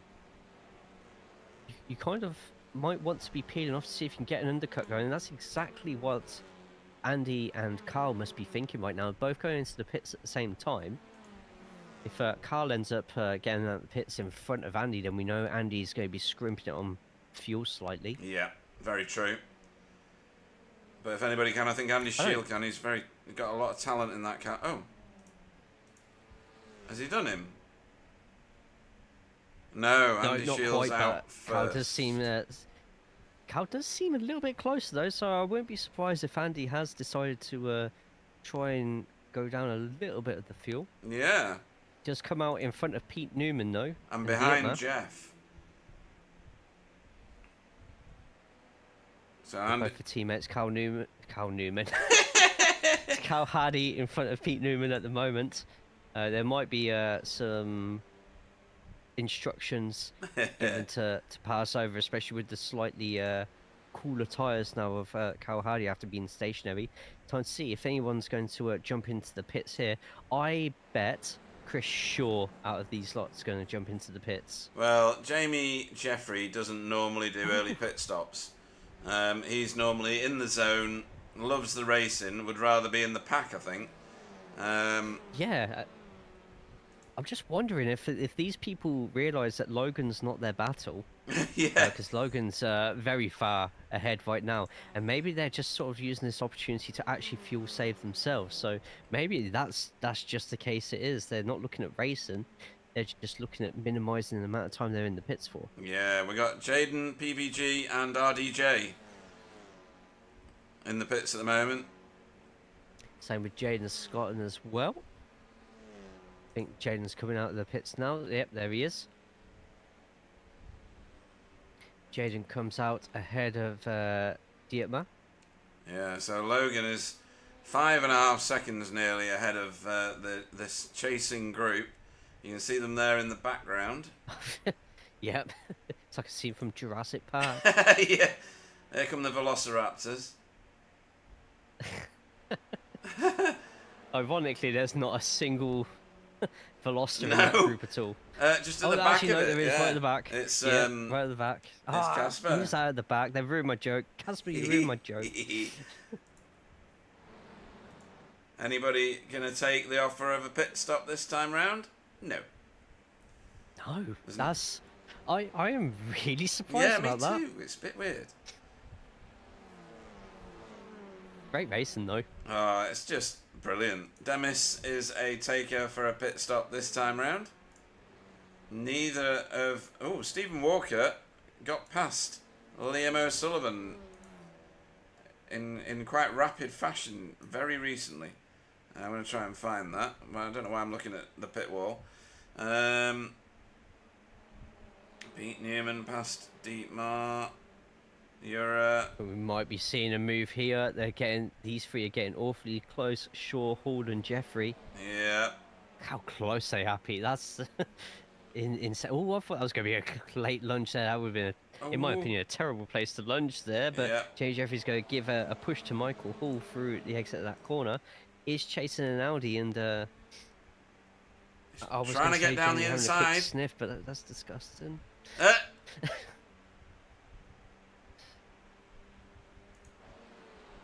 He is down the inside. I think Jamie's going to actually have the pace here. Yeah. Yeah, definitely got a lot of slipstream in there until this last moment where the plug gets pulled, but does have that inside line. Michael's going to let him have it, so I'm actually going to say Michael's going to pit this lap. Okay. Let's see if you're right. I think he's going to... that guy... no, okay.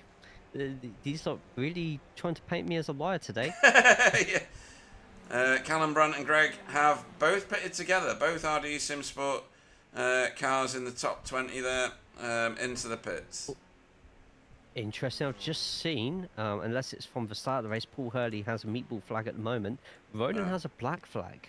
Ronan's got a black flag.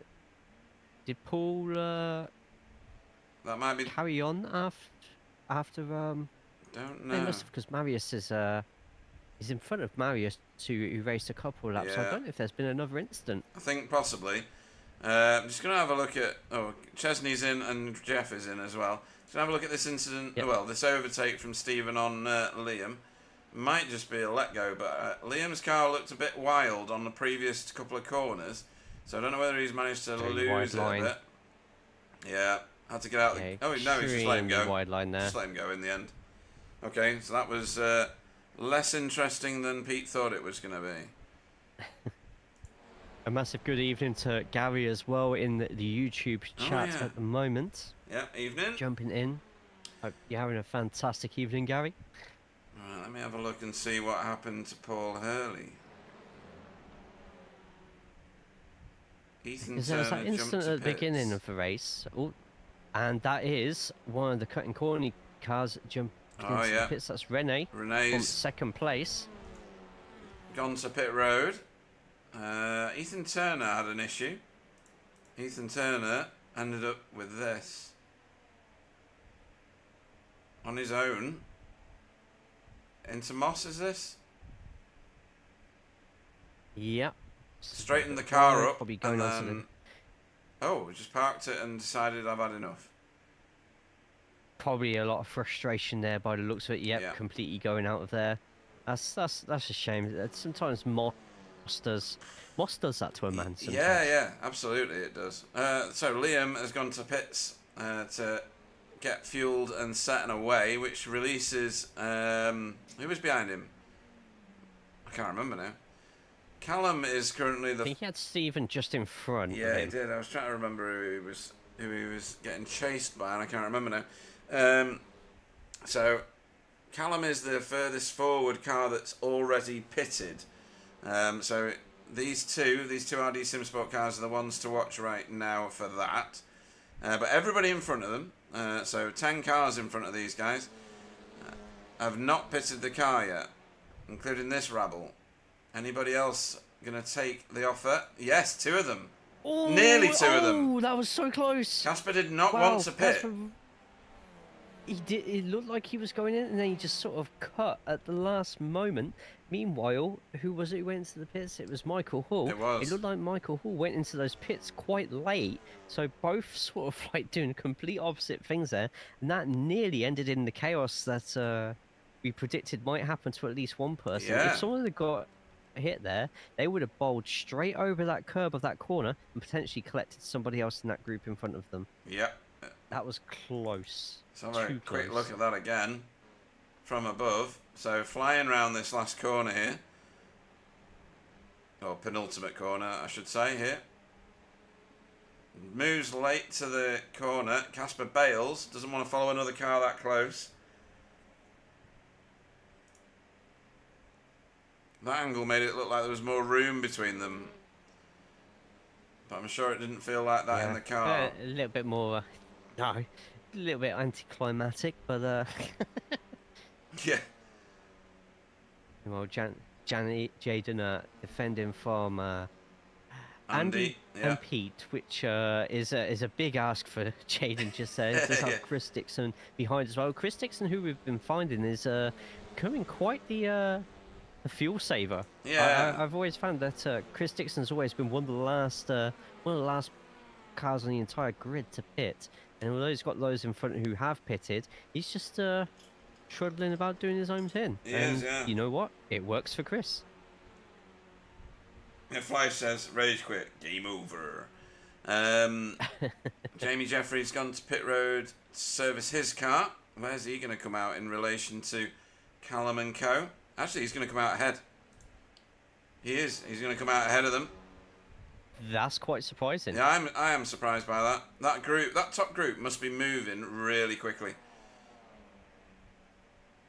These 2 Audis staying out here. Logan McKenzie, all by himself on the track. He thinks there's nobody left. He's not seen a car in half an hour. And he's still consistently lapping Yeah. the quickest. Yeah, I know. Apart from maybe Stephen Walker at the moment and Greg Daffron, but Logan is in that top 3 at the moment of average laps. I feel, excuse me, hiccup in a way here in the background. Must be good beer. That's all I can say. So, any of these top guys gonna box the car? I don't think there's a need to in the Audi. Run it dry. Get it light. Don't bother boxing the car. More top speed and straight lines. Yeah, it's been a very strong Audi track this week, which we don't really say for too many tracks. Even though there's not really that much here in terms of in terms of long straights for the Audi, it might just be the lack of challenging corners for an Audi, which they usually face in a lot of different tracks. Canadian Tire it's a very nice flowing track, you know, obviously apart from Moss Corner. Yeah. Even Moss has got a flow to it once you get in that zone.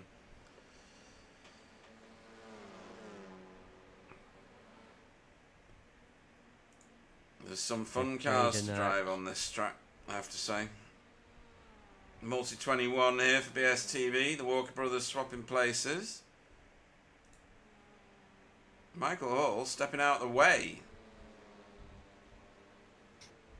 What's that all about? Is he having a fuel Greg save? just Greg, either that or Greg just really got the jump on him there, and Michael decided to yield quite. I don't know what the right word would be. Not putting up much resistance for the sake of his own personal race. Yeah. That was very diplomatic. I don't think I could have done better than that, to be honest. Yeah, well, Adding that one to my vocab. let's have a little watch of this. So, was it a mistake ahead, or was it a let go? Everything seems okay at the minute. Greg had a lot more momentum through Wow. that corner, and Michael just thought, I'm just going to take a late apex here and at least not lose 2 positions there. Yeah. So now Chris Needham jumps into the pits. Yeah, so there's 7 cars ahead of him that have not yet visited. Oops. These 2 being 2 of them. The 2 behind Casper and Daniel Lewis. And then the 2 Good BSTV race for pink Daniel cars. Lewis so far. Yeah. Very good race. He's a driver that's come on so strong in like 3 or 4 seasons. Real, you know, depth of skill. What is this going on now? So Chris Needham's come out into traffic, and that's Jaden on his inside. And that is a fight for position here. Around a very dangerous corner here that you look at that. Plenty of space being given. Jaden's going to have the inside line here, but little tap of the curb just there. Bit of door banging, but Jaden's going to have a much stronger exit there and survive another day. He is also within a second of Pete Newman in front, so hopefully he can use that slipstream to keep in front. And look at that, all 4 got jump into the pits at the same time. Yeah, and Tony Walker as well. That releases Stephen Walker and Logan to go an extra lap on everybody. Yeah, we've also got, surprise, surprise, or no surprises here even, Chris Dixon as well, not in the pitch yet. That might happen this lap. Yeah. Where is he? There I'd say he is. he seems to be consistently one of the last cars to drive, so he's really there we go. He's decided to jump in now, and that's a really good run from Chris. It's going to be a very minimal pit stop as we approach the final 10 minutes of the race. Yeah, very professionally done from Chris Dixon. So a few paired off Meaning the cars. Amset David Ayres gets in front. Yeah, Sorry. it's all right. Jamie Jeffrey has managed to be ahead after the pit stops of Jamie Wilson. So Team Jamie. Interesting. Yeah. This, folks, is where everybody gets called Jamie now, because the 2 Jamies are together. So Jamie Jeffrey leading from Jamie Wilson, Jamie Shaw and Jamie Daffron, not that far back down the road. Jamie Hall and Jamie Smirnoff are chasing down Jamie Brandt. I don't know how you're doing this because you're frying my brain at this point. Here's Stephen. Logan's gone again.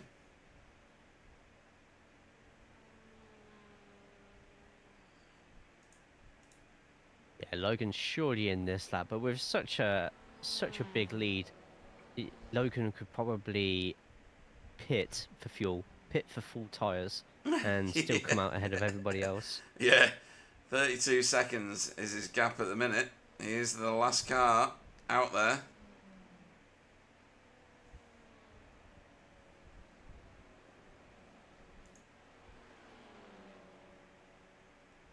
Should we see what a really fast pit lane entry looks like? Sure, why not? On board with race leader Logan McKenzie. First race P15, and so far walking at this second race. And Logan, he's going to go in. You see just how tight it does get in there. You don't want to overrun that one. And the yellow cones just seem to just throw themselves at you, like a random person at Paul McCartney in the 1960s. If you don't know that reference, ask your gran. She was probably one of those girls. Yep. So into the pit box is Logan McKenzie. These guys won't even see him, probably. He'll be out. He's had a hot dog in the time that he's been in there as well. And he's reversing out the pits. Is he reversing? Oh, yeah, look at that. We may see... No, we're not going to see them come around the corner even. He's that far ahead right now.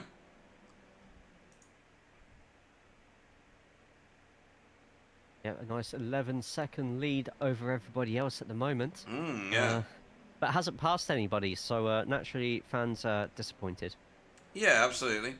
I mean, you could say, well, why doesn't everybody just, try and aim for 15th place in the first race and reverse grid it onto the pole and just disappear off into the distance? Well, because what Logan's doing is he's starting at the very back of the grid in the first race, seeing how far he can get, seeing if he can get onto that 15th, and then it optimises his second race.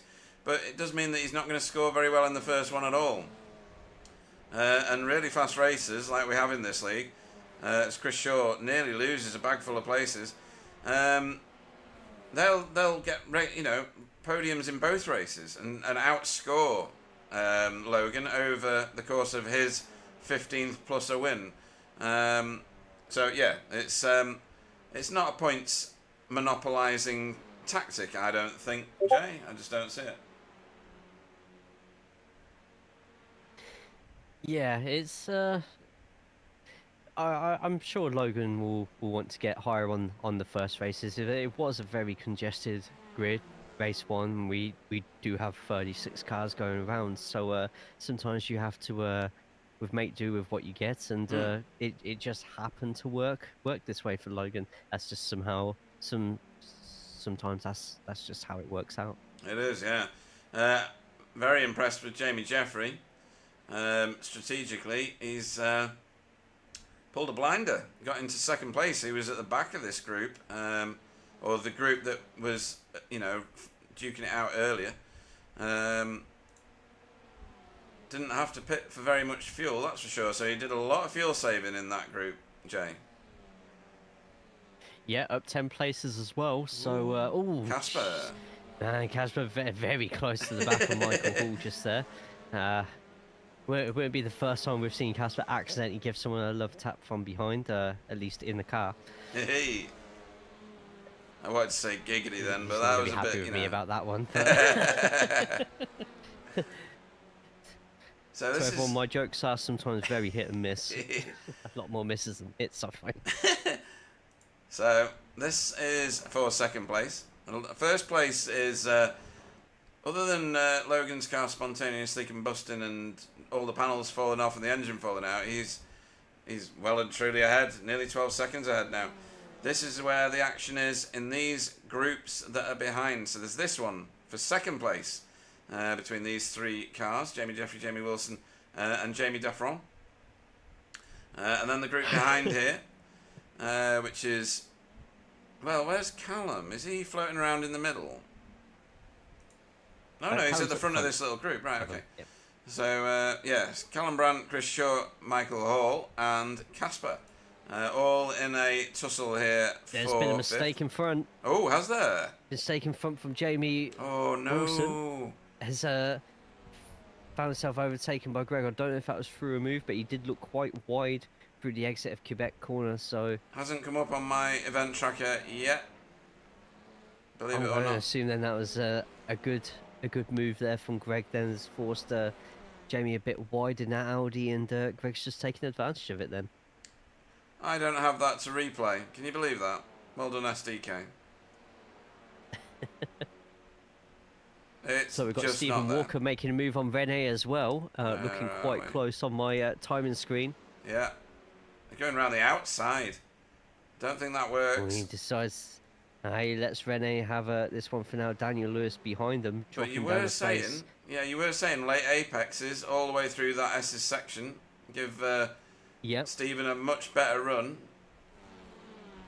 Oh, absolutely. It's it's a real test of patience, that last part of the track. And if you jump into any officials with people who don't know that or are looking at just rushing through as quick as they can, you can really make a case for getting a late lunge into turn one, or just putting them under pressure that they shouldn't be getting themselves into. Now we've got Greg has now moved on to the boot lid of Jamie Jeffrey. I wonder if Greg knows that Jamie's a real life racer and he's not just going to get out of the way. I think we need to stay with this one. I think Greg will. Oops. Yeah, I think Greg will go into this one with a good Powered, healthy appetite. I'm pretty sure these two have a. powered by unicorn These two, I'm farts. pretty sure have had some battles in the league this season in the reverse grid, so they'll have some idea of each other. And Greg's deciding to go for the up and under to get a bit close to Jamie. Turn a little bit earlier than I probably would on that one, but this is late in the race, so tyres might not always be on your side. Look at that fantastic exit out of there from Greg. Yeah, that's good. It's not going to be quite enough, but I do feel Quebec corner, turn 3, is going to be where we're going to see Greg strike. All he needs to do after a really good exit here is hit both apexes, get a better line than Jamie. He's letting Jamie go forward a little bit. Greg, a big fan of the slow in, fast out, and not quite enough this time to get a move going in, but is it definitely in the right place to apply the pressure needed to get Jamie looking in his mirrors? And if he doesn't get a move done here on Moss corner, I can definitely see him preparing himself for. Ooh, that got really close. He goes out wide. He's going out a lot wider than Jamie, and that's just going to mean a much stronger exit.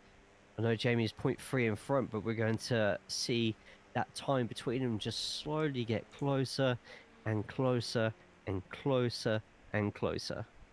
Meanwhile, Logan is best part 13 seconds up the road. That isn't even him going over the brow of that hill. That's somebody else. Greg showing himself in the mirrors of Jamie Jeffrey. Stephen Walker's just moved through on Renee. Or has he? Got the outside line here, so yep, Stephen's probably going to get the move done on that corner. He does. Nicely done. And Renee's just going to have to concede that one. White flag. As we are on to the final lap of the race, and Greg going for an inside just here. Jamie's going for a quicker outside line here. Is he going to stay in it? Yes. Greg's probably going to let Jamie have the inside line there. He's going to sweep around, go for an up and under to try and carry some momentum through. A late dive coming in from Greg. No. Oh, no, he stops. Jamie cut that Greg's one gonna off. Look for a strong finish. Yeah, where is Logan when all this is going on? Through Moss. Gonna have to stay with this, folks. And here it is. Yeah, and there's a battle right behind them as well, but this one's going to be to see who gets that second place. And it's a very strong exit from Jamie Jeffrey, but he's going to have to pick a side now. He's going to have to stick with it because Greg is going to try and make life as uncomfortable as possible for him. Logan's only got a couple of corners left. We can safely assume that Logan's going to get that win here. I'm very interested to see what happens here if Greg does decide to take a line. Oh, he's going around the outside. Victory in itself for Jamie if he can get this defending done. It looks like he's going to be able to. There's Logan over the line. Logan McKenzie gets the win. I think Jamie's got a chance of keeping this. That's fantastic driving from Jamie. Oh, that could be the mistake. Yeah, it could be. Very shallowly. It's going to be side by side. And oh my God! Oh, he's done it. Jamie Jeffrey just stayed gets ahead. it. Just about stayed ahead. My word. 0.039. 0.039. That is why. That is why you do not mess about with these corners and you try and open them up as much as possible. They do not give you a lot of room on the inside if you haven't got somebody by the side. And Greg so close to stealing that second place just there from Jamie Jeffrey. Man, that was so close. That was something and massive else. Congratulations to Chris Shaw as well. With the gap between Chris Shaw and Jamie Wilson, by the way, was even closer. Was it? Oh, 0.018. Yes, it was half the time. And Chris Shaw gets the Pro-Am win on the feature race because of that. Wow. Wow, nice. Absolutely brilliant racing. Where's Jeff? Still racing out here.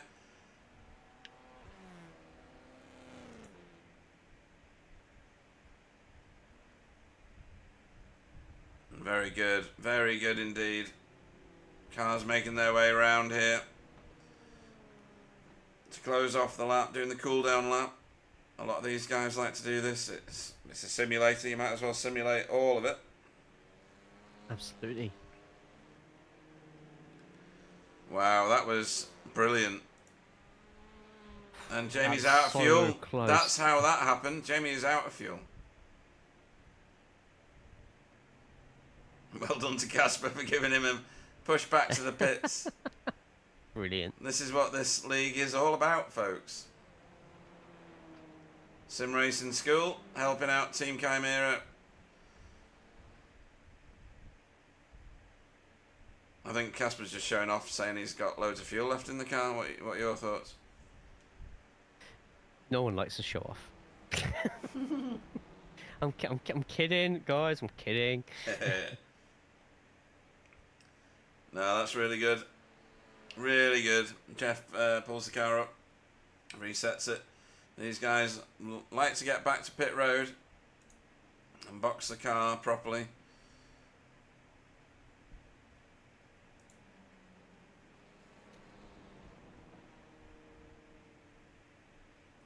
But yes, what a fantastic feature race there. Just it felt like there was two groups dominating for screen time there, and Yeah.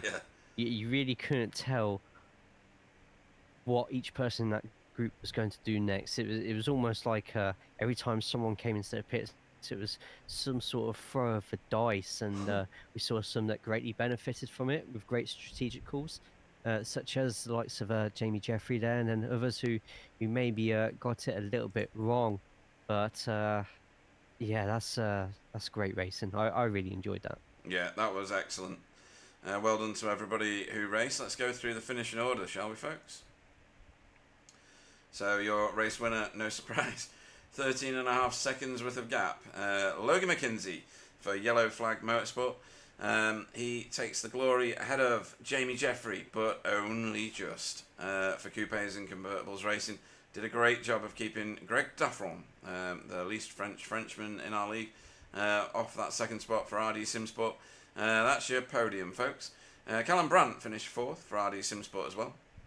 Chris Shaw was only just the Pro-Am winner over the line there for 5th place overall for Ascari Auto Sports. Jamie Wilson over the line in 2nd.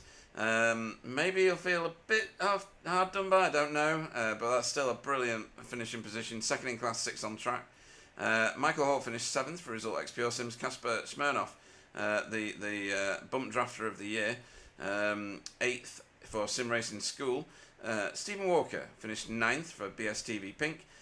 Rennie Earhart finished 10th for Cutting Corny TCR team. Daniel Lewis got himself a class podium, 3rd place in class, 11th on track for Blade Designs SRL, and he was right in the thick of it all the way through.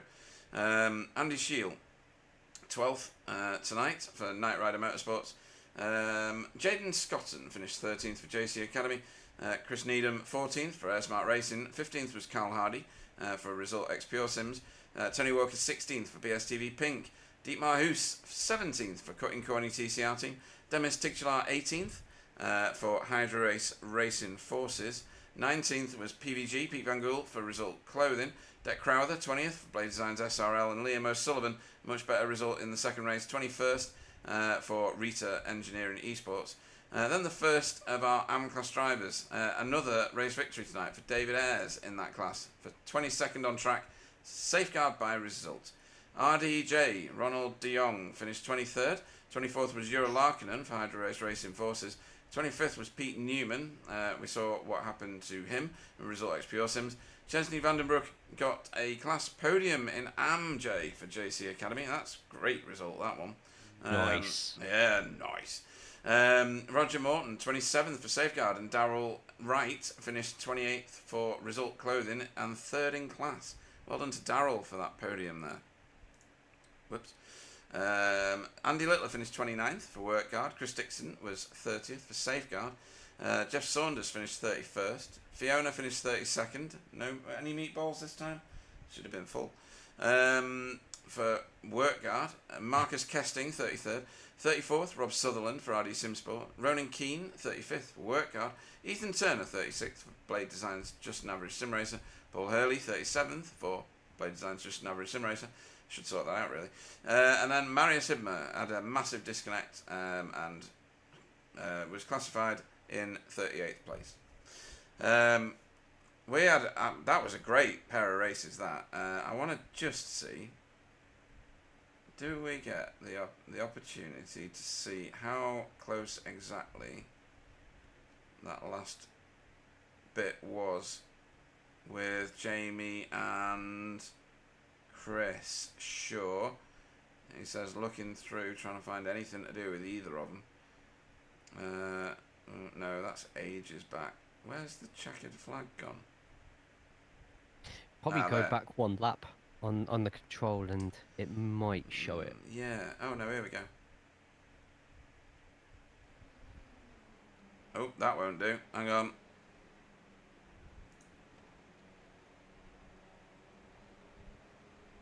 Out of fuel, Jamie Wilson. Oh my word, that really was close. Good grief. Oh, Jamie's going to be gutted about that. Yeah. But meanwhile, Chris is going to be absolutely buzzing. Well, this is the second time that Chris Shaw has done something like this. Chris Shaw did this to Wobbly once at Donington. It made legends that particular Tell day. me more. Oh, I'd love to hear it. Well, Wobbly was showing off, and they went through the last chicane with Wobbly leading because he was still showing off by the time he got anywhere near the line. Chris Shaw beat him by 0.012 of a second. Oh, that sounds beautiful. I'd like to say I was professional and didn't laugh. I really did. I nearly peed. Yeah. So, let's get all of this set up, ready for some interviews. Let's go and see who's in the chat waiting to be interviewed. If I can click on the damn thing, that'd be helpful. Give me a second, folks. Oh, wow, that is a queue. Right, let's start at the top of the queue then. And bring in race 1 winner, Greg Daffron. Bonjour. Evening, guys. Evening. Race 1 and practice and qualifying. Very, very dominant display, I have to say. And that was a very professional approach to the start of the race, like we often see with you. What was your initial approach to this race week going to be? Was it get both races victory, or was it do what I can in race 1, see what happens in race 2? How are you approaching these races now? I just want to be as fast as I can, so that leads itself to quali and sprint, doesn't it? Trying to get pole and then win. It was really close, wasn't it, with Steve there in quali? Oh yeah, pulling it up. It was 300ths that I got pole by. So you said it was dominant, but I mean, how close can you get? It has been really close actually in quali between me, Steve, and Wobbly when then those two have showed up. Yeah. I mean, every race Sorry, mate. No, go for it. I was going to say every race those two seem to get tangled up, like second and third fighting, and lets me pull a gap and break like the toe in the first few laps. So then it makes my life easy. And then when you're out in front, you're sort of just running your own lines, aren't you, with nothing to worry about. So. Well, on the very rare occasion that Pete has been like ahead of anybody, being on my own is my own worst enemy because, as everybody knows already, I'm busy shopping in my head. I'm going, oh, what shall I buy for dinner tomorrow? And then I crash. So I think that being out in front is one of the more difficult things to do because you've got to self-discipline. If you've got a big gap, you've only got yourself, your braking points, your turning points, those things to focus on. I'm useless at it, and clearly you are very, very good at it. Yeah, I don't know what to say. I guess leading from the front, yeah, I'm happy there. I'd rather be in first than second, obviously. So, but yeah, like I say, it didn't feel. You said dominant, but it didn't feel that because I knew Steve was really close in quali, and it's just unfortunate. I actually heard him. I heard his tyres spinning out behind me. Really? At turn 3 in the sprint. Right. Okay. So yeah, unfortunate for Steve there. Yeah, that was unfortunate for him and for Liam and a couple of others that got tangled up in different crashes. Funnily enough, they weren't all together. There was a few things going on. But yeah, it's that type of track, isn't it? It is. Yeah. They were going off left and right through turns 2 and 3. Not quite a wrecker's yard, but not far from it at one point. But yeah, it's great to see you topping the charts. Race 2, a bit more of a technical challenge maybe. Was there an element of fuel saving going on? Around about lap 2 or 3, I was really close behind Pete Newman and Callum Brandt, and Pete went into the back of Callum, and then which meant that Pete came back towards me, and I tagged him, which unfortunately for Pete, I think probably ruined his race. Yeah, we But watched it. it gave me damage as well. Yeah, it did. Cause what did you guys think? I was really I PM Pete saying so sorry, but when I looked at it, I was a bit like one of them maybe. But well, I'll ask an expert. Jay, you're better at racing than me. I had it down as a racing incident because it was various different lines coming across one another, all legitimate. And then Pete got into the back of the car in front, which was Callum, and then Greg got into the back of Pete because there was nowhere else to go. What was your view on that? Yeah, like I said, I found it quite similar to race number 1 as well. In fact, both incidents were very, very similar. I think Pete was unlucky to get as much damage as he did, but sometimes in a corner like Quebec, even though the entry into it can have so many different lines, everyone's going to be coming out of it sort of like funneled into the same line, if that makes sense. That early in the race, though, it's the Constantina effect of it. Just this time, that was the main factor of it. I don't think there's any malicious intent behind it at all. It was just one of those things. Oh yeah, absolutely no malicious. Or you just don't like it. Even when it's accidental, you feel bad, don't you? Can you imagine if you just went there? sort Oh of yeah, yourself. it was absolutely malicious. I was yeah, exactly. What else am I supposed to say? But Yeah, it's not his name's not matched with Verstappen. But yeah, it's Did I say that? Shots fired. Shots fired. But yeah, it's I'm going to be in court tomorrow. You're going to put me in the Red Bull livery next week. That would be funny, wouldn't it? That'd be That's hilarious. an idea, isn't it? Just? That'd be great. So that incident gave me damage, unfortunately. So then I pitted as soon as I could, as soon as I thought there'd be a decent gap to come out in. And then I worked well with Callum. We're just trying to put in quali laps while we're in other people's pit window, and it worked because we ended up P3 and 4, me and Callum. So really good team points because I got the win and Callum got 3rd in the sprint, and then we both got 3rd and 4th in the feature.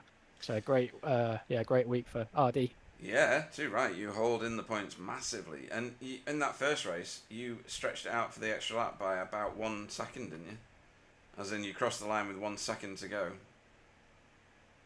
Oh, did I just take it over another, or nearly take it to another lap? No, you did take it to an extra lap. You crossed the line as it ticked across. Did anybody run out of fuel? No, not in that one, but in the second one they did. So yeah, you'll see that on the broadcast if you're watching back. So yeah, it's been an exciting night for people watching, I have to say.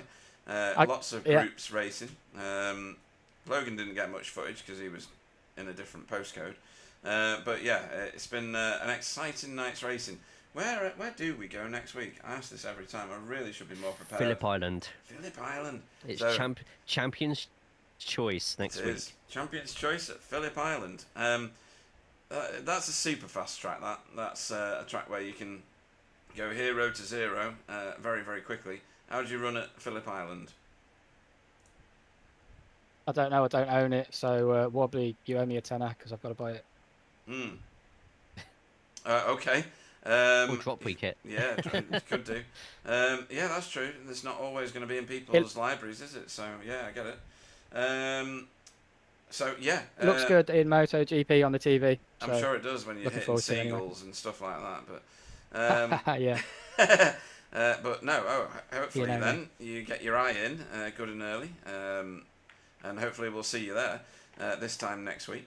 Anybody you want to shout out to before we let you go and celebrate your race victory and your podium in the second one? You came 3rd in the second race this evening. Shout out to Jamie Jeffrey. We had a great battle at the end of that feature race. He beat me by 400. No, I was right the first time. 400th on the line. He beat me. If the line was a bit further forward or further away, I would have think I could have got him, but it was that close. So yeah, good race with Jamie there. Cool. And then to all the guys in RD Simsport who are going to Le Mans this weekend, they're going karting, doing some cool karting event. Yeah, nice. We're not jealous at all. I wish I was going, but yeah, exactly. So shout out to all those guys. Cool stuff. I wish I was one of them. In that case, we'll look forward to this time next week watching you dominate at Phillip Island. Greg, Daffron. Yeah, thanks, guys. See you next week. Right, very quickly, and completely out of sequence. Completely out of sequence. He won't even know that he's getting dragged in. Paul Hurley, good evening. Hello. Hello. You're in early. The reason you're in early is because of the message that you sent me. So, well, let's talk about your racing first, if I can find you on here. Race 2, you at one point you were facing the wrong way and carrying damage, as we can see on the stream at the minute. Where did you end up in race 1? Race 1. It won't take long to talk about the racing because in race 1, I come around the last corner and my teammate was planted sideways in the middle of the track, and Oh no, you yeah. got a split second decision. You either go left, you go right. I chose right, and I just couldn't avoid him. It was too close. Yeah. No. Second race, I got spun round by Daryl, and I've looked at the replay from one angle on the outside. In like file chase, it looks like he pit maneuvers me. If you go inside the cockpits, I'm going to say I don't think he did. All right. Okay. No, fair assessment. So I think. I think he had a car on the left, and it's just it doesn't look the same in the cockpit as it does outside because I'm sort of maybe drifting slightly to the left, and he's turning right, but he's kind of always turning right. So I don't think there's any malice in it, but.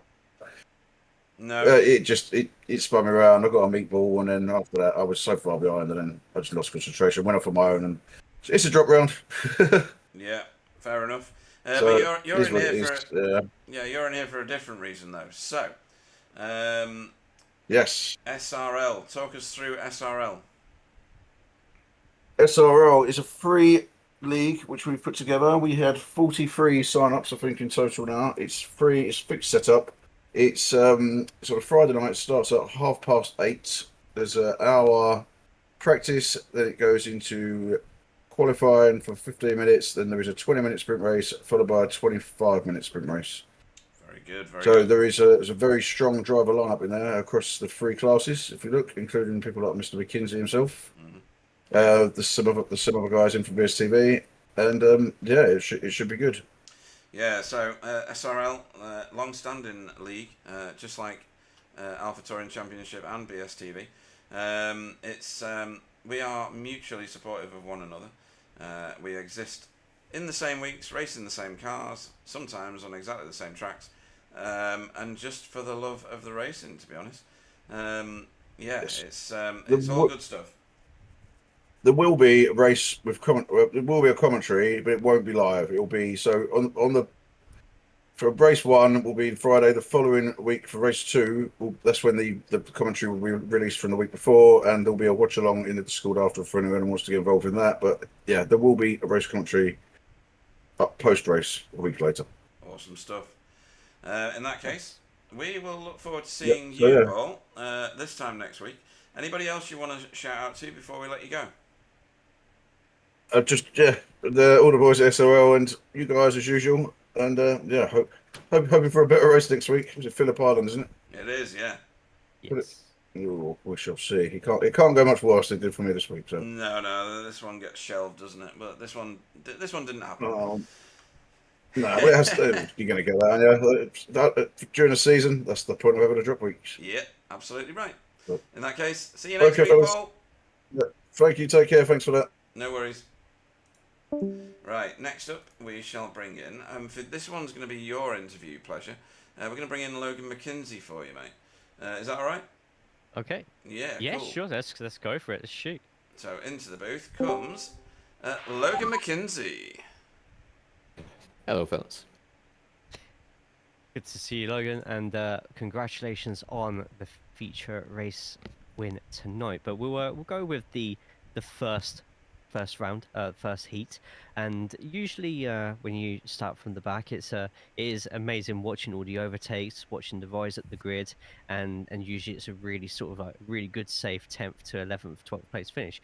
This one seemed to be a little bit on the edge, a little bit more, and it wasn't until probably about 2-3 laps till the end, I think it was, till you finally got that 15th place. I think from Carl Hardy, I think we saw it from. Was there any point during that first race where you thought, That's right. I need to get a move on, or else I'm going to end up missing the cut. Yeah, after the third lap, I think, at the end of either the first or second lap, I had over the first 2 laps I had to avoid like 3 wrecks. And one of them I basically came to a complete stop for. So from there, I spent 2 or 3 laps just catching back up to the tail of the pack, and then I started working my way through. And yeah, those last couple laps I wasn't sure if I was going to do it. Halfway through the race, lost all my audio, so.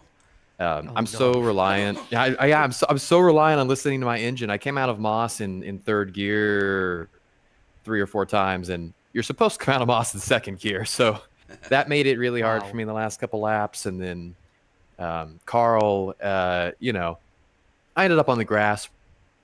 Whether Carl was involved or not, I managed to eventually get back around him. And then yeah, I just happened to end up in 15th. Kind of makes the second race a little less exciting, but it was great fighting with Jamie and Carl in those last couple laps. Pete, have you ever raced with no sound on? Yep. It's awful. It's the worst thing in the world. You don't realise how much you rely on listening to the engine rev sound for your own shifting, because you're not staring at the revometer, are you? The entire time. You naturally react to that sound. So, I mean, the fact that you didn't put it in a wall somewhere, spin the car, do all sorts of massive damage is remarkable. But you are quite the overtaking talent. I'll let Jay carry on with the interview. Yeah, no worries. Unfortunately, we didn't get to see any of that overtaking talent in race 2. Fortunately, no one's asked for a refund yet, so we don't have to lose any pay-per-view money due to that one. But no, feature race, it pretty much looked like once you got in front, got a good solid start and broke that toe, it was just you seem to fuel save really well. How do you manage to fuel save with nobody to sort of like catch a slipstream from and slow down to the corners? Are you just very reliant on the battles going on behind you, or do you have some other sort of technique? It depends on the track, really, because this track, I think it's really easy to fuel save at. You know, I was coasting all the way down, and I mean all the way down the hill to Moss every single lap, because you're going down a hill. You're not going to lose that much speed. And then you go up to Moss and you can brake later. And if you do it right, you lose less than a tenth per lap. Same thing at the end of the straight. You kind of you don't scrub off a whole lot of speed going into that corner. So if you coast in, it's just as easy to take the corner. And I think you usually brake at like the first power line there, and I was coasting from the third or fourth one. So yeah, it was mostly just you know, I'm already up here. Let's play it safe and see how long I can stay out. Because I got nothing better to do. I put myself in a spot. Yeah, I bet when you finished 15th on that first race, you were just like, oh crap. I was like, well, the fun's over. Yeah. I said you were the worst racer in the second race because you didn't overtake anyone. I know, right? You had the same amount of overtakes as me. Yeah. In that race. Hey, we could probably get a trophy for that one, Pete. Yeah. Oh, dear. No, it's a very controlled, very fantastic display of fuel saving. Without any aids around you at all on that one, so very well done to you on that one, Logan. Our next race is going to be the Champion's Choice, which is Phillip Island. I personally have never run a lap around Phillip Island. I have no idea what to do there, but what about yourself? How do you find Phillip Island?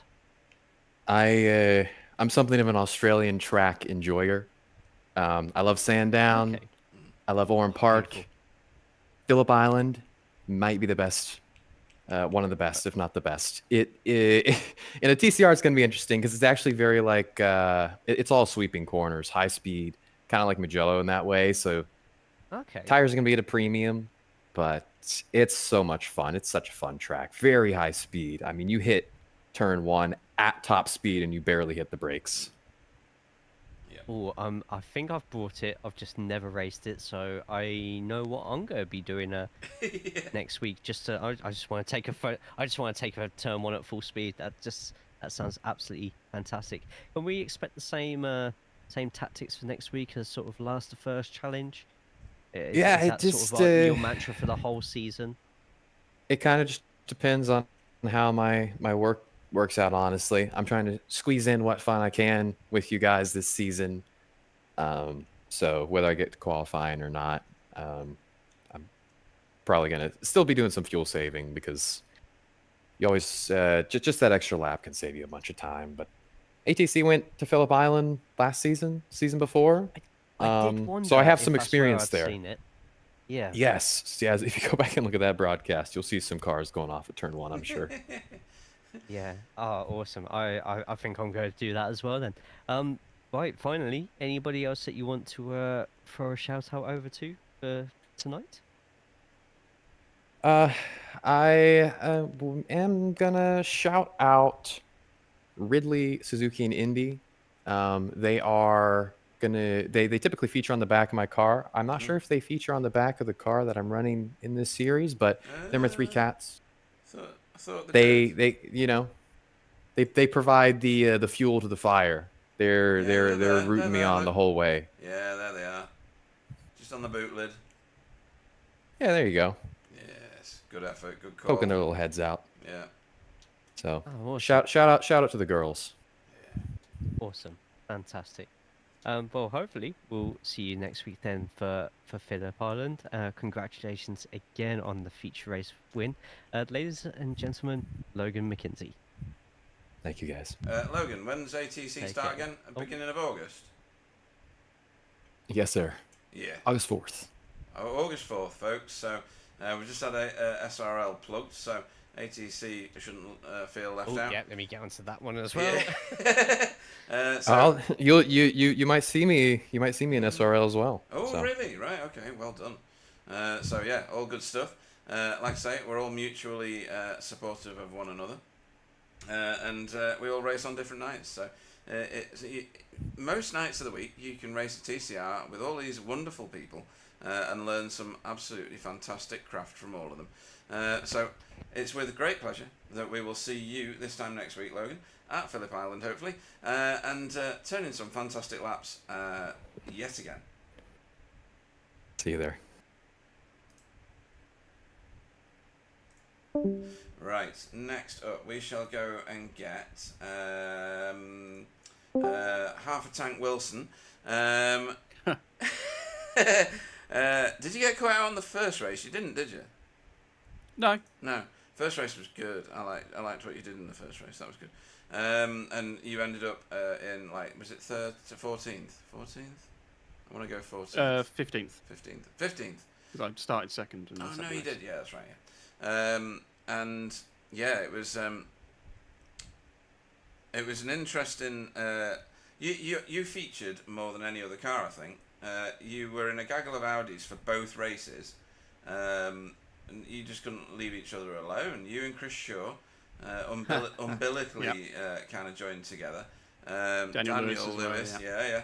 yeah. It was great watching it. It was like a renaissance back to when there was only the Audi in TCR. And you looked like you were all having a great deal of fun. You were exchanging positions constantly. Some other people getting involved here and there. And then you did it all not again. intentionally. No, yeah. Yeah, I had a bit of I just ran wide on one occasion in race 1, and it put me in 15th. And I thought, thank God that's damage limitation, but also, 15th, pretty good. Yeah. And then I had, I forget which one it was. I had one of the cutting corny cars behind me. I want to say it was Demis, ? And I thought, that's going to be a job, holding him off. And then suddenly I saw in my mirror Logan, and I was like, oh no. Now I'm really buggered, so I have to pass Carl now. And so I did. Yeah, just like that. You should say that about. Yeah, you should say that about all of the cars in front of you each lap. I have to pass this one now. Bosh. Yes. Yeah. So great first race and second race. Second race was no different. You were just in the mix. You held on to second place for a massive amount of time, getting chased down by Renee and Chris Shaw. And then Chris Shaw didn't do it in such a funny style that he did to Wobbly at Donington, but he pipped you over the line by nothing whatsoever.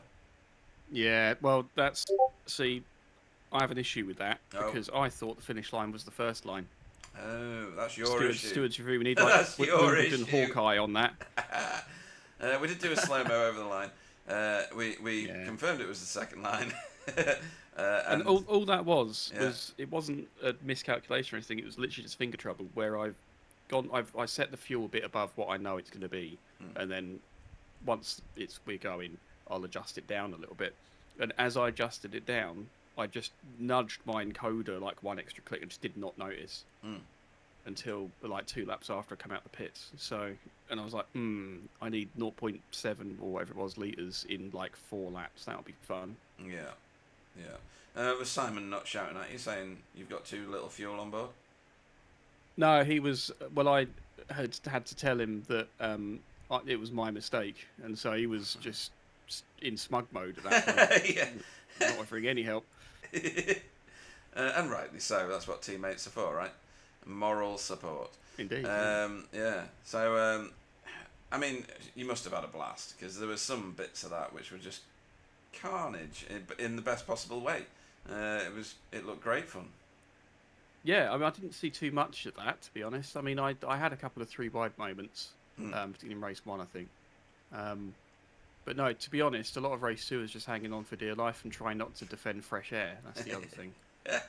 Because you start defending and you just go backwards. Yeah. Especially when you've got a pack that close and you've got names like Jamie Jeffrey and people like that in that group that's in the sort of chasing pack, and Stephen Walker and people like that. You know, it's only a matter of time before you're just handing them the race on a plate. So it was just a matter of just trying to keep enough pace to not need to defend. And I was struggling. The car was very, very twitchy and high speed. I don't know if it would have shown too much over the sort of remote car view of it, but you know, into turn 6, I was getting whiplash just turning in. It was crazy. Right. I didn't see that, Jay. Did you? Don't think so, off the top of my head. No. Well, it's because I obviously caught it every time very skillfully. So yeah, we'll go with that. We'll go with that. Yeah. Yeah, but like if I'd like sneezed, I'd have ended up in Montreal. Like it was very sensitive, basically. Yeah. Okay. You had to be quite sensual with the inputs. Let's put it that way. Oh, we like that. We are oral fluffers, aren't we, Jay? So we're all good with that. I still think it's audible, but you know, you do you. Aural. With yes, with the reference other to the spelling, ear, yes. Not to the other. But yeah, no, great racing week. That was great fun for us to watch. Hopefully it was as good for you to watch, even if the last like 1 nanosecond wasn't. As Chris Shaw sailed down the left-hand side of your car, or right-hand side of your car. No, left-hand side of your car. I don't know. Right-hand side. It'd be impressive if it was on the left. Yeah, because you were right on the Could be in edge the of the track. bloody crowd. Yeah. So yeah, Phillip Island, Champion's Choice next time. You know, that never gets boring, does it? It's probably the soonest after we've already run a track that we're running a track again, Yeah, albeit it is. I'll admit it's a different series, so fair enough. Yeah, so you should be well practiced. In that case, that doesn't make sense because we've actually done a V8 race at the same track that TCR was in the same week, so actually that stat doesn't work. Yeah, true. Yeah. But within the same car anyway. Yes, but yeah, no, I enjoyed the pit stop cup race there, and it gave me, you know, a good challenge at trying to hold the car at 150 degrees to the direction of travel. Yeah, and so that save was um, brilliant, by the way. It really was. If nobody's seen it, then go and watch the Pit Stop Cup race 1. It's a new league that we run in week 13 here now. And Jamie's save at turn 1 into 2 was just epic. I thought he was a goner. I was saying, that's Jamie done. He's gone. And then I was like, what? He's still on the track. What's going on here? No, great save. Anybody you want to have a shout out to before we let you go and start your practice? Tell Simon to stop laughing at you running out of fuel, and other such niceties. Yeah, well, shout out to Simon for all the moral support, inverted commas. Shout out to you guys for everything that's everything you got going on. And yeah, shout out to everyone I was racing with. It was really. Mosport was one of those kind of tracks that runs a bit hot and cold for me, but this was one of the better ones for me. So Good. Yeah, no, thanks to them. So No, yeah, brilliant. looking forward to Phillip Island. Well said. And we shall see you this time next week. I expect exactly the same, but with more fuel at the end of the second race. From you, I promise. Yeah, at Phillip Island. I'll have like a 4-minute pit stop. Yeah, and a small make sure I get it all Bowser in. behind the car. Yeah, should be good. Jamie Wilson, everybody. Cheers, guys. Cool. Right. Who should we go and get next? We'll bring in because he has returned to the fold mid-sentence, which I always love. Liam O'Sullivan. Good evening. Good evening. I was just waffling about IndyCar, but yeah, it's nice to be back. Was it 2.5 months? Yeah. It's been a long time. A level's done, Good. so I'm here for Nice. 2-3 months, and then see where I am in September university-wise, and hopefully still some sort of access to my sim. Yeah, well, I hope so. Just take your rig with you. It's easy as that. We were very complimentary about your paint when you rejoined us again. Who's done your paint? Have you done that? There is a guy who writes at Writer Engineering who does it for me. He's very, very good. I would never be able to create such a masterclass on the car. No, that's excellent. But yeah, he's always been outstanding for the team. He runs the whole show for us. I mean, he's been grinding our Spa 24 setup and making sure that's right as well. So he runs the show. Massive shout out to Jonas who does all that for us. Yeah, I mean, I remember I could I'll probably stick with this one, but I think there's 3 variants of it. We saw it. Well, you would have seen it at Zandvoort when we had 3 of us run. I've still got to try and encourage some of my teammates to return as well, but at the moment it's only me. Yeah, well, that might happen in the future. If they watch any of these, then they'll probably want to take part, because it's that. If anything else, tonight was just brilliant racing all the way through. You had a bit of a rough ride in the start of the first one, though. Yeah, I felt I had enough of my car up the inside then. I think I just got my nose chopped a bit there. Obviously lap 1, turn 2, I don't really want to. You just want to get through, especially a corner like that. The cars are so on edge. Didn't really want to get involved in anything, and I thought I was quite safe up the inside there. And I think it was Rob or someone just chopped me a bit, and then obviously that just sets you back for race 2. I think I was 1 or 2 tenths off the true pace of kind of that main midfieldy pack, which again in qualifying was annoying. I think I did a 25.8. I think 25.6 would have chucked me in the top 10, which was I did a 25.5 in practice, so I underperformed a bit in qualifying, I think. But otherwise, yeah, it was frustrating. The pace just wasn't quite there. I think that's just a bit of rust still on the driving, which I'm still trying to kick off, which hopefully will come back after. I mean, I was comfortably top 15 last time I took part at Zandvoort, so I need to get back in there. Yeah, well, like you say, 2.5 months, nearly 3 months actually out, and then back in the car for this. I think I said at the time, Jay, didn't I, that he got sideswiped or blindsided by Rob as Rob came back across the track. At that point in the race, though, you're getting shouts from everywhere, aren't you? If you're in the middle of the pack, Jay. Yeah, usually you're looking in one place and something's happening in the complete 360 other way. So that early in the race, with the tyres the way they are, it's almost impossible to. No matter what decision you make, it'll be very likely it could be the wrong one in which way you go. But no, it's nicely navigated regardless. Yeah. And a better result in the second race, up 4 positions in the end. A bit of a recovery drive, to be fair, but it is a fast-paced league, isn't it, Liam? So I'm sure you'll get back onto pace pretty quick. I mean, you were rapid the last time you raced with us. No reason why you shouldn't be again very, very soon. Yeah, I mean, this is why I like this league. I've not been in a kind of league like where you've got that kind of casual element, but the competitive wise, especially when you get to a qualifying or something, if you don't perform, you're just really up against it. So it's very different for me, obviously, as far away from anything I do IndyCar wise, which is my main forte.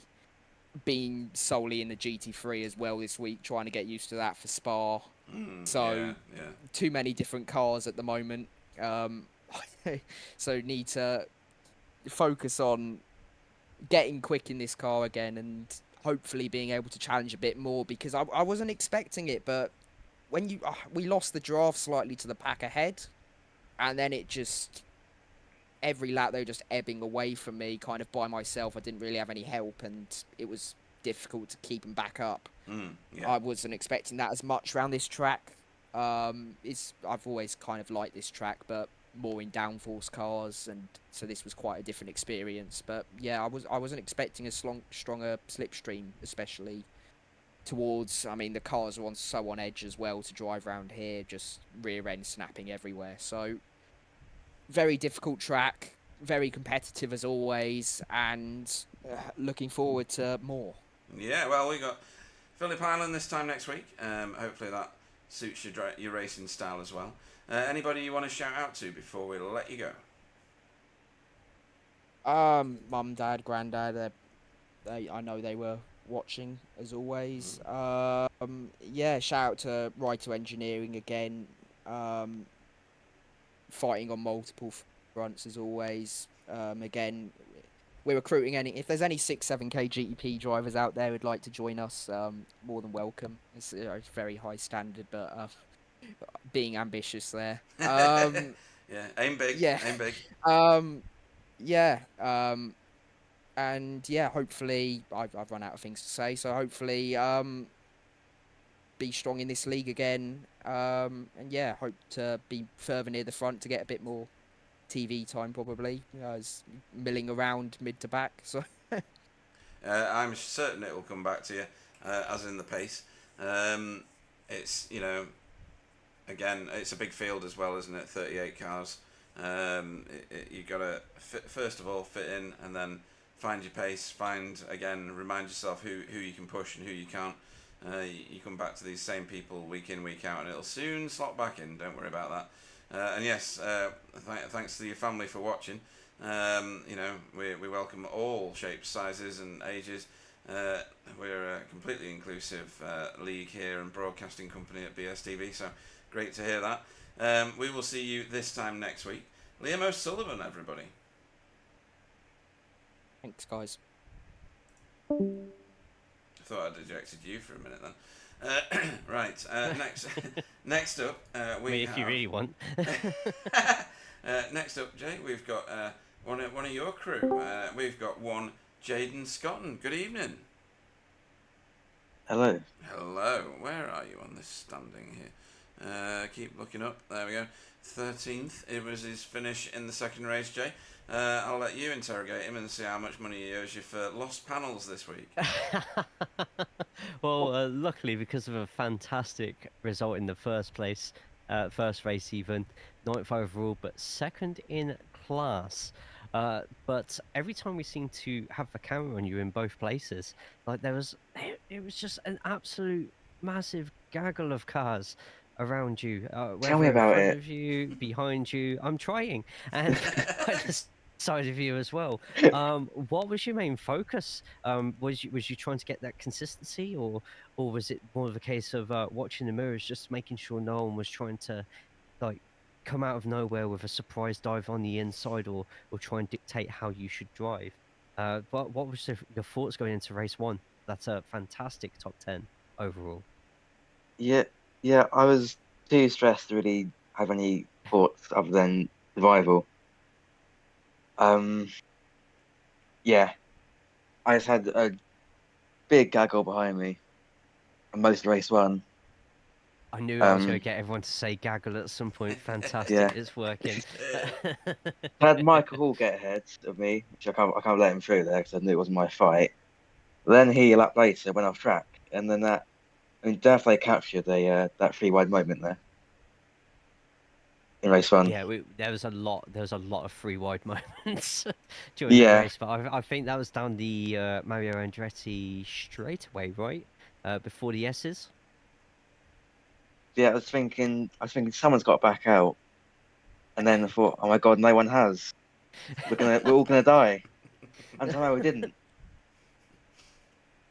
No, it was good. We definitely got some fantastic footage and quite a bit of potential screenshot material on my side as well. But no, that was a great result on that first race. Like I said, second, a podium place in the Pro-Ams, which is keeping you towards the top of the championship, which once those drop weeks come in could look quite favourably upon yourself. But without a strong result in the second race, then this could end up being a drop week. But you didn't disappoint. Ended up being 13th place overall, which I'm just double checking. I think, just short of a podium in the Pro-Ams. That's 13th place. As I'm looking at the timings between you and everybody else, it's a case of the more things change, the more things stay the same. I think every time we put the camera over to you, there was at least 5 people in a group with you at all times. That includes the amount of times me and Pete were trying to guess when somebody was going to peel off that group and go into the pits, and with yourself and another group on the track as well. Nobody wanted to pit. Was you feeling quite quick in that group? Because usually in the group you would pit and try the undercut, but you stuck with the group. What was the reasoning behind that? Well, I mean, for race 2, I got first lap. I got a bit of a whack in my right rear from Michael because the kind of whole field bounced up into Moss, and he tried to cut me inside, and he just clipped my rear. That gave me wheel damage. So really, for that first stint, I was just trying to survive because the rear was stepping out every other corner. Okay. I mean, I should have pitted earlier, but I managed to get some clean air, which I thought, oh, this would be good because I'm behind Greg in these rapids.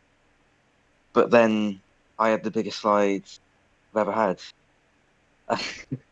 which cost me like 3 seconds. I thought, okay, now I'm gonna fit. Well, But this is I think we undrivable. missed that bit just there, but no, that's that makes sense. That makes sense there, but yeah, like I said, just missed out on the podium places, and still I mean, finishing I was further up than I thought I'd finished. To be fair, yeah, still in the I top thought I was like 15 by 7th the or end of the 6th. feature race, which top 15 overall in a grid like this is some accomplishment. So massive well done on that one, and there'll be no team fines this week anyway. But next No week bumpers we're off lost. to Ben will, but that's it. oh, Ben will. Oh, in that case, you know what? I'll take it back. Next week we're at Oh, Phillip jeez, I Island, which shouldn't have brought it up. Phillip Island next week, which you've had some practice in. You took part in the Pit Stop Cup, BSTV Yep. Pit Stop Cup earlier, so a little bit of experience with the track. How do you find it? Well, this time we're going to suddenly brake bias up. So I was sliding there a lot. I went to Pit Stop Cup, but I do like it. Yeah, good track. It's not just for the wildlife you get there.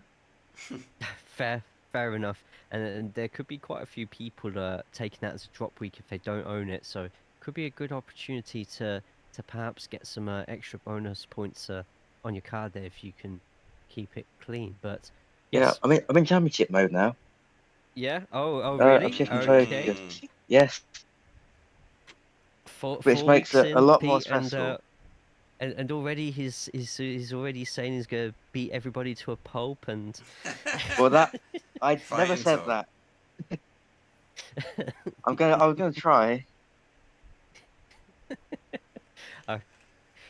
No, it's looking so far so good, and even though we're not taking the drop weeks into consideration, you do already have a slight advantage over 1 or 2 that you're fighting with, so it's surely a case of just keep it clean, and we'll see where you where you finish at the end of the season. But yes, that's we'll look forward to as we finish up this chapter, this interview here. Anybody that you want to a shout out to?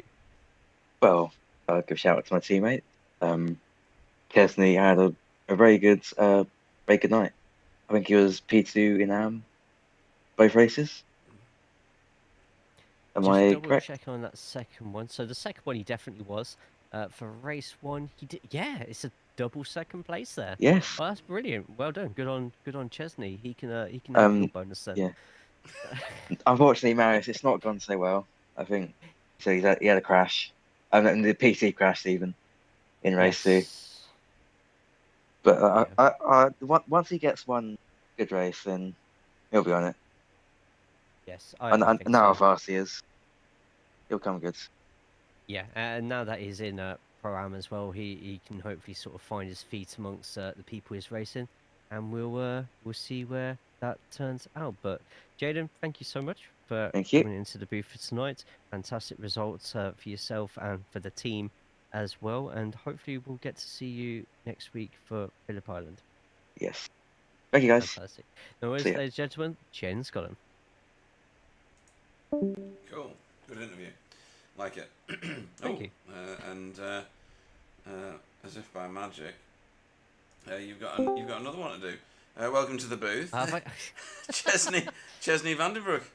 Good evening. Good evening. It's like the J. Welcome Corley in, Chesney. Academy, what is it? Testimonial? I don't know. But Yeah, yeah, something like that. It's nearly like the interviews all over again. Isn't it just? Chesney, first of all, massive congratulations. If it's not just 1 second place on the podium in AMS, you actually picked up 2 of them tonight. How are you feeling after a pair of fantastic results? I'm extremely happy. Finally finished in front of Chris. But I'm extremely happy. It was very stressful, but it's crazy. Yeah, absolutely fantastic result there. I just double checked with that interview with Jaden. I didn't realize you got second in the first place as well. So that is brilliant. It seems Chris is your sort of your objective, your yardstick, the person who you want to be trying to beat every week. Is this just from fantastic racing with each other, or is it someone where you feel that you can beat Chris in the championship? This is just the beginning of the legacy of Chesney. Well, with the last season, I had a lot of close battles with him, and I just said to myself, look, I would just want to be racing against Chris or be in front of him, because it's just fun. So we are so matched. Yeah, we are so equally matched with each other that it's just some how do I need to say this? It's just insanely how fun the race is. Like if I see Chris, I'm glad that happy you if find it he's that in the way. race. Oh, that's brilliant. What myself, Pete, and the rest of the people at BSTV want these leagues to be, as well as like how casual and good sportsmanship that we have in here. We also want it to be a fun experience for all. So to hear that even though you're racing against these people, you're still having fun at the same time. That sounds like pure perfection. We have next week a track that you'll be slightly familiar with because you did do the Pit Stop Cup for BSTV. It is Phillip Island. Do you enjoy the track? Without turn 2, I enjoy it. Yeah, that seems to be a very common theme. Everyone loves turn 1, but no one ever says anything nice about turn 2. Yeah, we had an interview with Logan earlier, and he said turn 1 you can take it without having to slow down too much, if at all. So I take it turn number 2 then is a little bit of a challenge.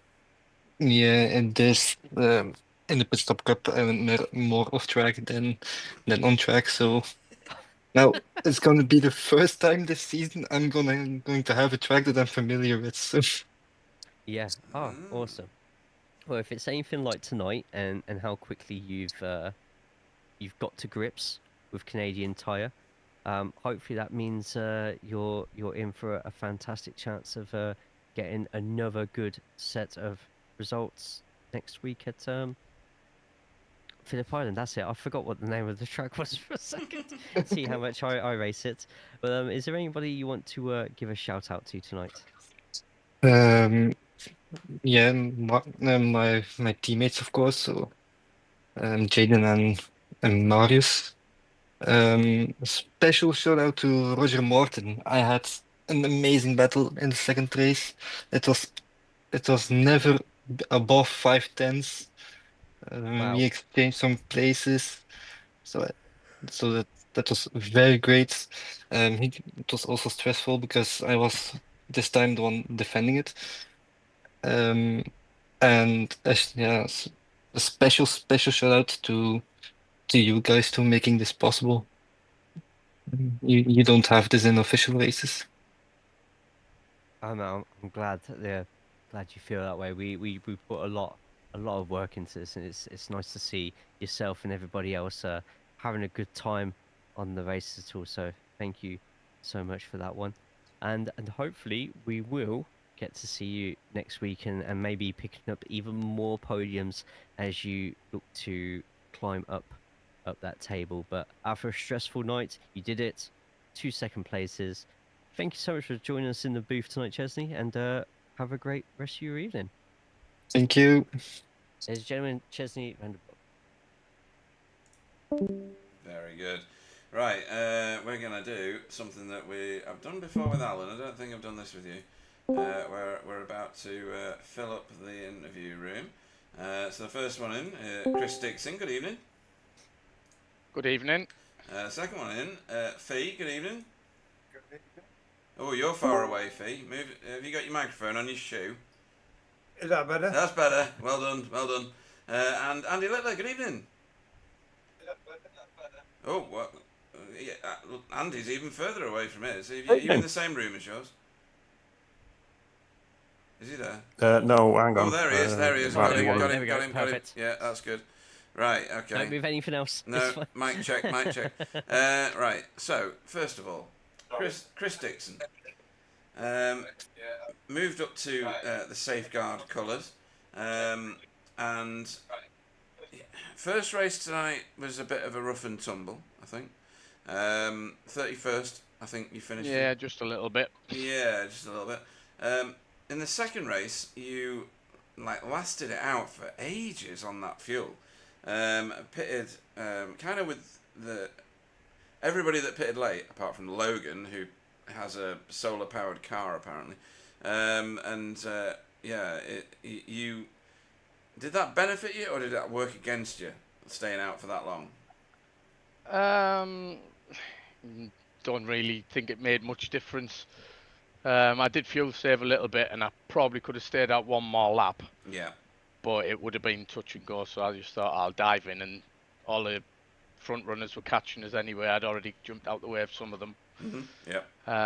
So yeah, it was just. But yeah, I don't think it benefited us really. Chesney jumped a bit on us. I got a decent pit stop. Mm-hmm. I think it was only stationary for 7.1 seconds. So yeah, we watched your pit lane entry. It was very good, very good, very controlled. Made sure you didn't cross the commitment line, because you've got a commitment line at this one, and down to speed. So that was very professionally done. You managed to stay ahead of some of your teammates, but that pesky David Ayres and that flashy light button, he got you all twice, didn't he? Yeah, he's a little bit quicker, David is, so I need to catch him up, I think. I think if you let some of his more practice in, let the air out of his tyres next time, I think he'll soon plummet, you know. And then Fee, you had a very, very rough first race, and a much more solid second. What happened in the first one? Were you in that massive brawl at the first couple of turns, or second and third turns? No. No. In race 1, the back of my car was like a shopping trolley. And casters. Went into turn 2, the back end come round, hit the wall. Yeah. So I had to drove it round to the pits, got it fixed, came out. Into turn 2, Chris was going round the outside of me, so I stayed tight. And for some reason, Tony Walker decided to go on the grass down the inside and killed us all. Oh, right, okay. I don't think there was much stopping Tony Walker at that point, but I do remember that now, so yeah. Whoopsie. Yeah, I think he was on a one-way ticket. But yeah, that's so second race a bit more controlled, I think, or rather less lethal. Up 5 places from your start position. A couple of people donating positions for free, like Marius, who had a PC disconnect, and Paul Hurley, who kind of had to come in together before the race, even before the start finish line. But other than that, much more controlled. Did you have fun in that second one? Yeah, it was brilliant fun. When Paul Hurley crashed at the start there, I had to slow down and work out which way the cars was bouncing and managed to avoid it all. Yeah. No, that was good. I have to say, George Saunders, I had a brilliant battle with him, lap after lap. He was behind me trying to pass. And he was very clean. He eventually got past down the back straight and kept it, but brilliant racing with him. No, that's good. That's good. It's been a while since he's raced with us, so it's good to have him back. But yeah, well said. And then David Ayres and Chesney may have won tonight, but Chris, you're currently leading leading AM class before we went into this round. What do you think you're good for the season? Do you think you're going to stay up there? It's AM class looks like one of the toughest ones this season. I'm just going to plod on and make sure I finish, try and stay out of trouble, which I tried in the first race but got collected, which it was no one's fault. I was there to be collected, basically, so at least I still finished and scored points. It's the main thing. So, as long as I can keep scoring, should be all right. Should be up there still. Cool, that's good. And I'm leaving you till last, Andrew, because you've done really well in both races tonight. Yeah, had a good night. You did. I was watching you on track. Sometimes you were in the periphery of the racing vision, as in the camera was pointed at other people. Kept yourself out of trouble. Made your way forward. First race, I think you finished 28th. Second race, kept it consistent, 29th. Not quite got a podium out of it, because Darrell finished ahead of you in the second race, behind you in the first race. Who came third in the first race in that class? It was I literally just had it in front of me. Yeah. It was Marcus. Marcus, that's right. Yeah. So I think I was right behind him on the finish line, wasn't I? You were, yes. And I thought I was going to get him. You've done really well tonight. Does this track just suit you? Is it the flow of it? What is it? I love the track, but I've also been getting a lot of help off Michael and Carl Hardy on my technique. Oh, right, okay. So that's helped massively. Very good. But I had a first tonight as well. My first ever race with you guys in a 0x. Really? In the second race. Well done. Yeah. In the feature race? Wow. Yeah. I mean, they're hard to come by even for the fast racers. Because they're like door banging and stuff, getting 0x's that sometimes make their way into others. They use sacrificial 1x's to gain advantages on certain corners. So to get a 0x in a feature race is, I mean, Chris, you were doing it regularly, or have been doing for quite a while, weren't you? 0x in races. Yeah, I've had a few. Yeah, let's try and get a 0x. I mean, race 1 I would have had a 0x if it wasn't for the incident. Yeah. I think I come off with 6. And then race 2, I think I only had 4, something like that. And now my own stupid fault getting out the way, Pete, like the front runners, and like just not watching and going off the track. It's like, yeah, but it happens. It happens. I'm in the same boat as you guys. I'm by no means the fastest racer, so I'm doing the same things as you, trying to keep out of the way. And sometimes the keeping out of the way is the distraction. But no, Andy, great racing tonight. Very, very polished. Whatever you're doing and whatever you're learning, keep doing it and learning it, because that's proving good pudding. Phillip Island for you 3 next week. Hopefully you're all there. Yeah. Did you all do the Pit Stop Cup? I can't remember. Yes. Oh, I did. Yeah. I didn't get on. No, that's cool. So you've probably got the advantage again, Andy. You know, insider knowledge, recent racing. It's muscle. Yeah, I'm all right. If I can get around. Yeah, if I can get around bend 2, I'm all right. Jay, everybody's complaining about bend 2. You know. It's not that. Yeah, I mean, I can't wait to see exactly what the hype's about. I'm just going to call it hype for now. I can't wait to see. But it's one of them corners. You've just got to be so bloody patient, and it's the minute you put your foot on the gas, you're out. Yeah, it's a nightmare. You can get a lot of spare parts for simulated cars just on the outside of turn 2 at that track. But no, great racing from all 3 of you tonight. Anybody you want to shout out to? Chris Dixon first. Yeah, yourselves for putting the show on as usual. And all the team, we've had a good race tonight, and sort of Carl's helped us.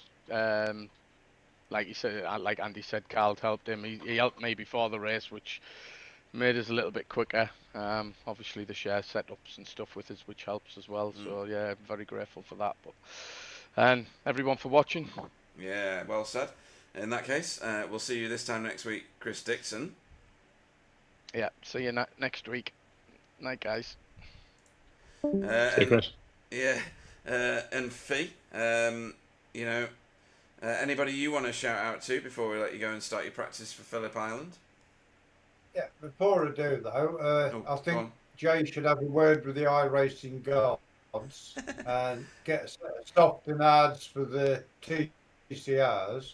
So you've got to have a tyre change in race 2 as well. It'd make it more interesting. I don't know what sort of power you lot think I have, but it rhymes with hero, the number, and begins with the letter Z. But yeah, everybody who's been watching tonight, thank them. Without them watching, it wouldn't be worth doing it really. And you lot for the stream, everybody at Result.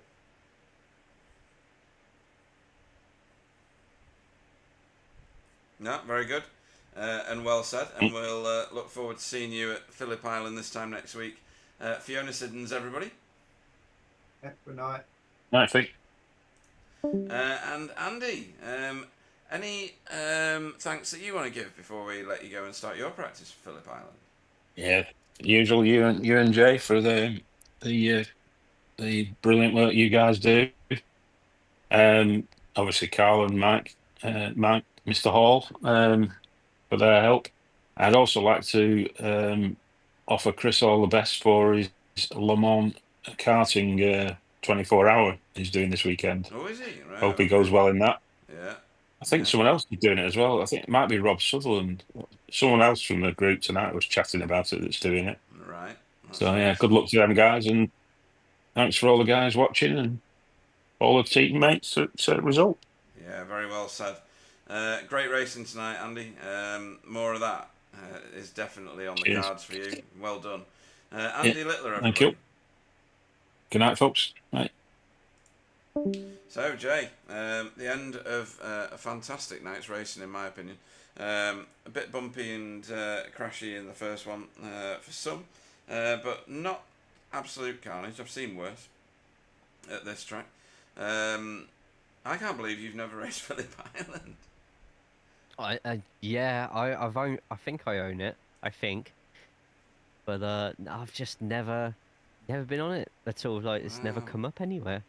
The mighty Jay Corley not managed to turn a lap on Phillip Island. How is your track map introduction going to be? It's going to be like, here's turn 1, I think. It's probably gonna be along the lines of well, this is a corner. Oh look, what do you know? Here's turn 2, and we're on the gravel. Or is it grass? Or is it the sea? I don't know. Well, It's something. could be any of them, and mind that seagull. But yeah, it's it is a great track. We've had some blasts of races there in V8s, in GT3s, GT4s, TCRs. I think, did we take Alt F4 there? I can't remember now. Probably because it's that sort of track. But yeah, I don't think I've had many dull races there. They've always been a blast. So you won't want to miss out on that, folks. We've got a vote for driver of the meeting, Jay. And where do I want to go with this? I liked what Jamie Jeffrey did with the pit stops tonight. That unicorn powered car did fantastic things. Logan obviously did his last to first challenge and bossed the second race absolutely. So he gets to benefit from just the points haul and the bragging rights from that. But Jamie Jeffrey did a really nice job of making his way through the field. He had a really good race 1 result as well. Where was he in race 1? Was that a podium? Can't remember. It wasn't a podium, was it? It was outside. It was like 5th or 4th. So he's done. It was 4th. 4th, yeah. He's done really well. Greg's, done his usual brilliant self. Probably not on the incident point front, but I liked what Chris Shaw did. I loved what Jamie Wilson was doing. That was excellent. Staying in front for so long in that second race was fantastic, and such close racing for him and so many around him. It's hard to pick one of these out of the crowd. Daniel Lewis did very, very well, and until he had a little excursion off the track, etc. From time to time. Jaden's done very well. I like what Jaden did. Who else is up there? I do not want to vote for David Ayres, even though he got 2 class victories. It's all the flashing lights at the start of races. Chesney did good. 2 podiums in AM class. It's good. I'm gonna have to go Jamie Jeffrey. I think I like what he did far too much. Very professional. Kept Greg behind him, which is nobody does that very easily at all. Right to the end of the race, kept his cool, did all the things he should do. So I'm gonna go Jamie Jeffrey. I'm gonna place my my vote on a unicorn powered Elantra. Nice. I am going to break one of my own rules here that I set myself at the start of the season. That was not to vote for anybody from my own team.